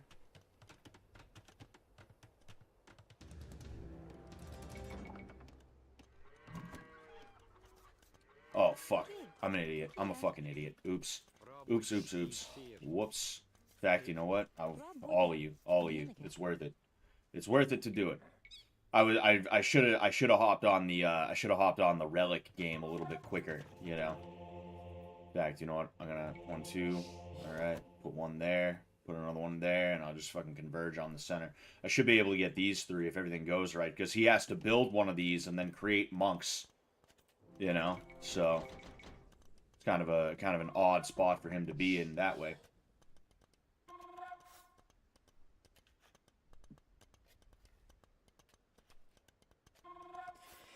Just started watching. Did you expect the easy win for Pantoja? I didn't know what to expect. I'll be honest with you. I didn't know what to expect. You know, but No, I know Pantoja's jiu-jitsu is pretty good. Can you tell us how you plan to get revenge on Sam for not including you in season 3? I'm leaking the nudes is what I'm doing. I'm gonna leak his nudes, dude. Fuck him. Yeah, a couple more. Whoop. Kia. 4, 5, 6.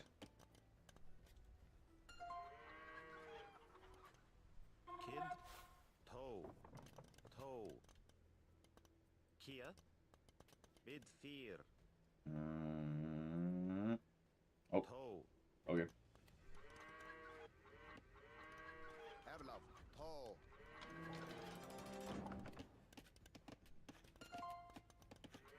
Yeah, he's like neck and neck with me right now, which makes me a little bit nervous. I don't know what he's got up his sleeve, but I am going to create as many more of these guys as I can. kid, toe, mid fear, I don't want these guys being held up, you know? kid, toe, mid fear, Margaret, toe, Erlab, toe, Margaret, Damn it, dude. These guys have a mind of their own. Like, I want an even distribution so that they'll all go at the same rate and no one will be, mid fear, you know, fucking slowing anyone else down. Erlab, mid fear, kid, toe, Oh, you idiot. Erlab, Get toe, over there. Margaret, mid fear, Not here. No. toe, kid, Margaret, Alright, mid whatever. fear, I think I hear Snoopy whining.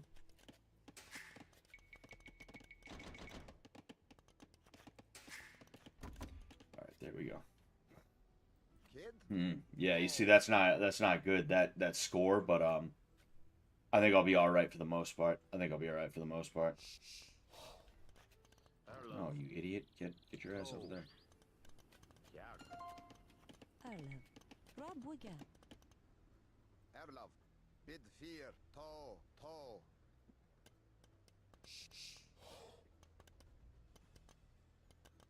Is there a reason you play old AoE? Aren't they on like 10 or something? Yeah, because AoE 2 Definitive Edition is the best, you know? It's nostalgic for me, but then also it's just a good game.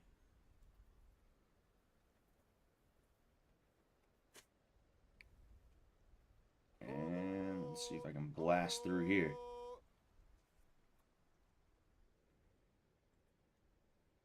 Come on. forward,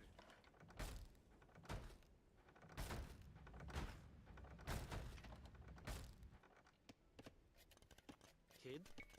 Rob Wigan. kid, mid fear, Again, like I don't know if this is gonna turn out the exact way that I want it to. It might not, but like this is the strat that's been winning me. So, oh fuck yeah, I forgot about those guys. They're kind of hardy. They are kind of hardy.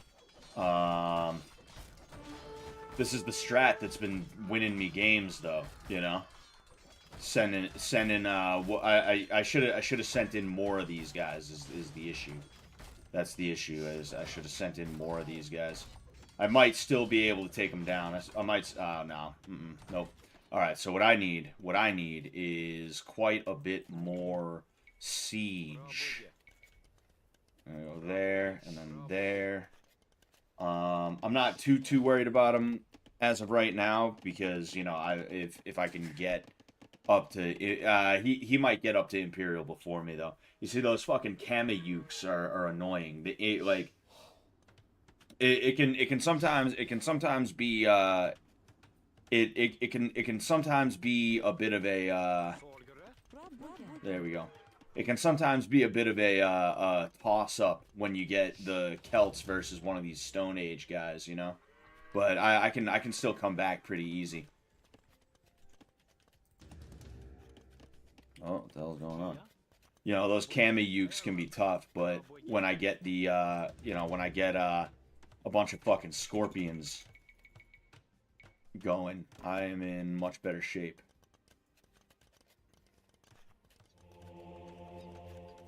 What the fuck? What are you doing? What are you doing? You big dummy. 1, 2.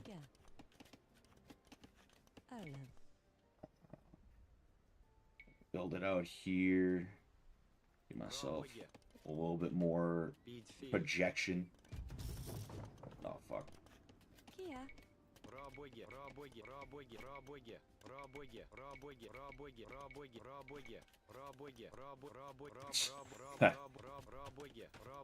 That bothers me a little bit.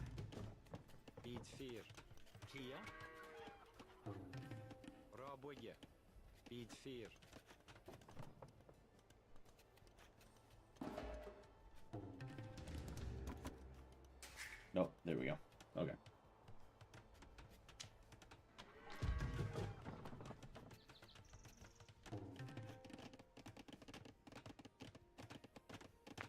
Oh, man.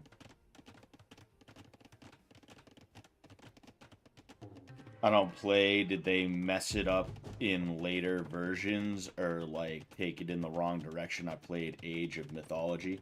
I mean, I haven't played the other ones either, but, like, just from what I've been told, like, this is the better one to play, you know?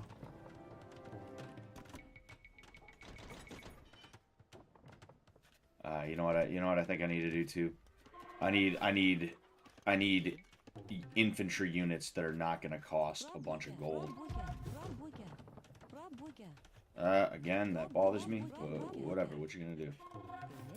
You know, because what I need is, honestly, cannon fodder that are gonna distract the Kamiyuks while these guys do most of the heavy lifting against them, you know? And it's not wise to constantly spend all my fucking... Excuse me. It's not wise to constantly spend all my gold, you know?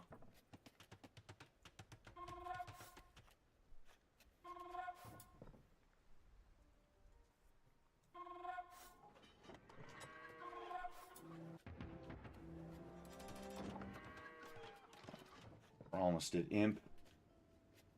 I don't like how he's booming, but, you know. Like I said, like, I have what I need to take him out, you know, with this Civ. It's just, can I do enough to do so? He's obviously got a better economy than I do. I think after I'm kind of done messing around here, I should really focus on trying to boom a little bit better than I am currently, you know? Oh, damn, he's also in Imp 2. This is not good for me. This is definitely not good for me. I need to, yeah, I need to make as many of these as possible for the time being. And then just wait for these guys. Once I have 4 of these, I don't think I'm even really gonna, I mean, they're gonna have to come right up to this fucking spot to tread down that castle, which is actually not the worst thing in the world, because unless he's got some kind of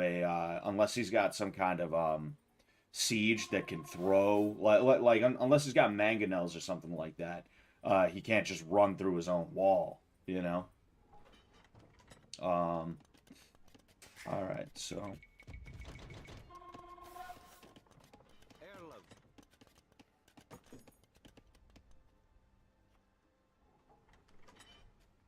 where's, oh, okay.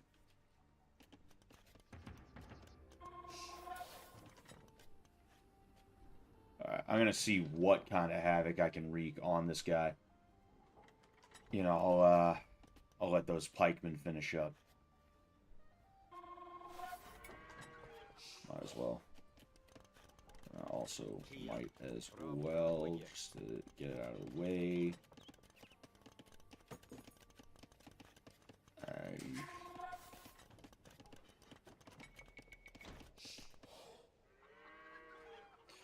Alright, well. Good luck to me, I suppose.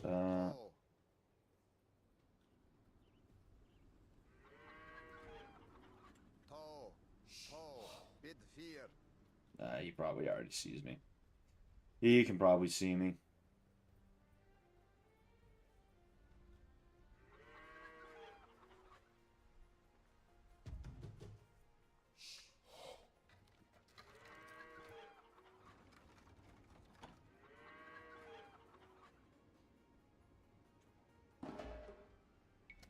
Ooh.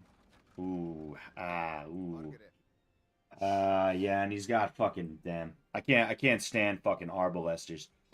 So now I'm gonna need to kind of switch up a little bit here, which is a pain in the ass. Yeah, I might be a little bit fucked here. By a little bit, I mean a lot of it. Those arbalesters. You see, like if I'm able to be if I'm able to be I see he doesn't want to fight. He doesn't actually want to fight. Oh no, you know what? I need to let him come to me. I need to let him come to me. I've tread down his castle. I'll take that as a small victory. You know? It's whatever. Those guys are gonna go back. Kid. I need it's those arbalesters that are really gonna hand it to me, you know? That's what I need. That's exactly what I need. And then fuck it. I'm gonna go here.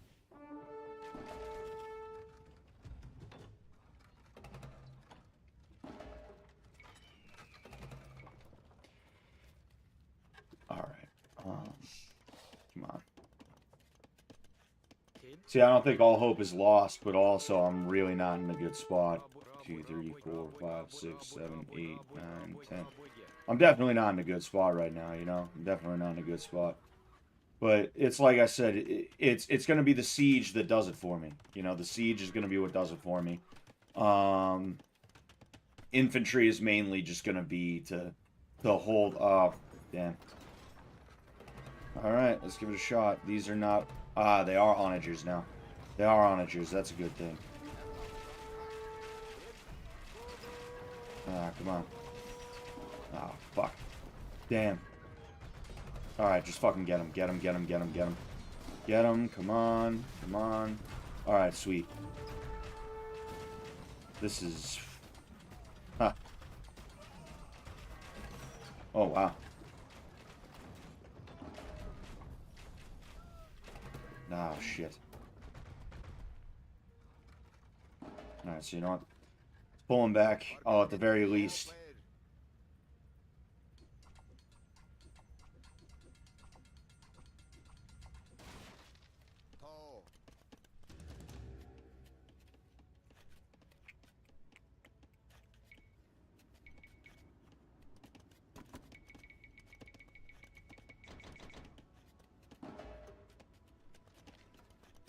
Alright,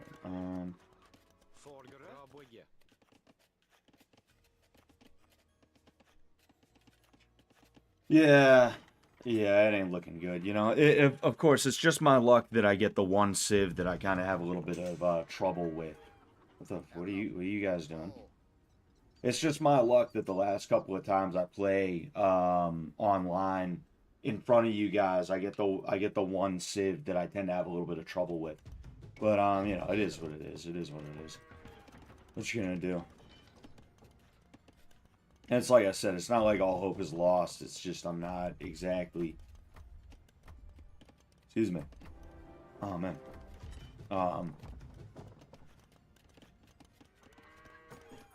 You know, I'm not in the best shape right now.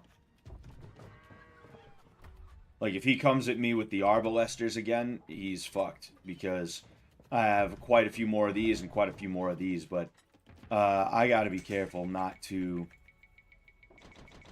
You know, I gotta be careful to create these junk units. You know, I can defend myself right now in a decent way, in a halfway decent way, but where the issue arises is offense. You know, I want to be offensive.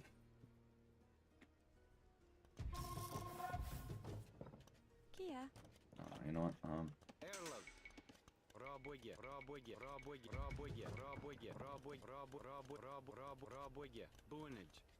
Let's see what happens if I create a castle over here. Just for the fuck of it. It's probably not gonna go well. He's probably gonna try and place a forward castle right here, but you know, it is what it is. Better yet, what if? Because you know what? Fuck it, who cares? And I would rather I don't know what this guy can and can't see. So I'd rather him see my guys going back there. Truth be told. But now let's see if, or maybe fuck. Yeah. Yeah, fuck it. Fuck it. Let's give it a shot. Kind of a last ditch on my part, but it is what it is.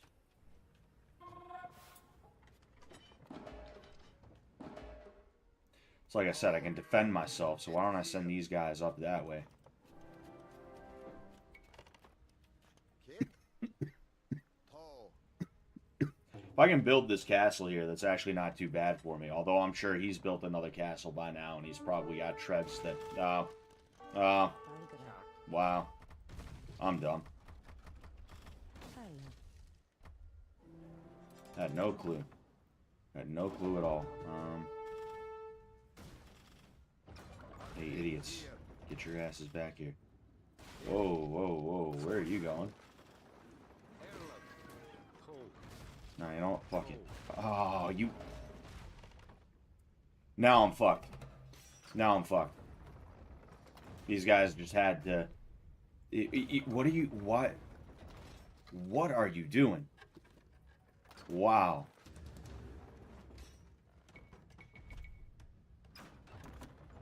That is stupid. Yeah. Yeah, this... I had a little bit of faith that maybe I could pull something out of my ass, but after these guys are gone, nah. Nah, it ain't happening.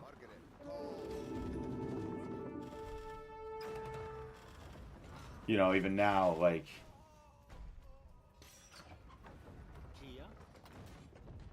Yeah, fuck it. I don't feel like waiting around. Here we go. Alright. I'm gonna head out. Thank you guys. This was an impromptu stream. I didn't plan this out or anything like that. You know.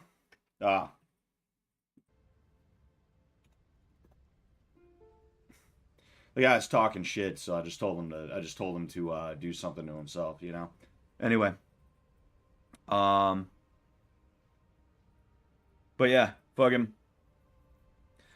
Yeah, so thank you guys, you know. Thank you. I appreciate you. It was an alright card. It wasn't the worst card I've ever seen. You know, it wasn't the worst card I've ever seen.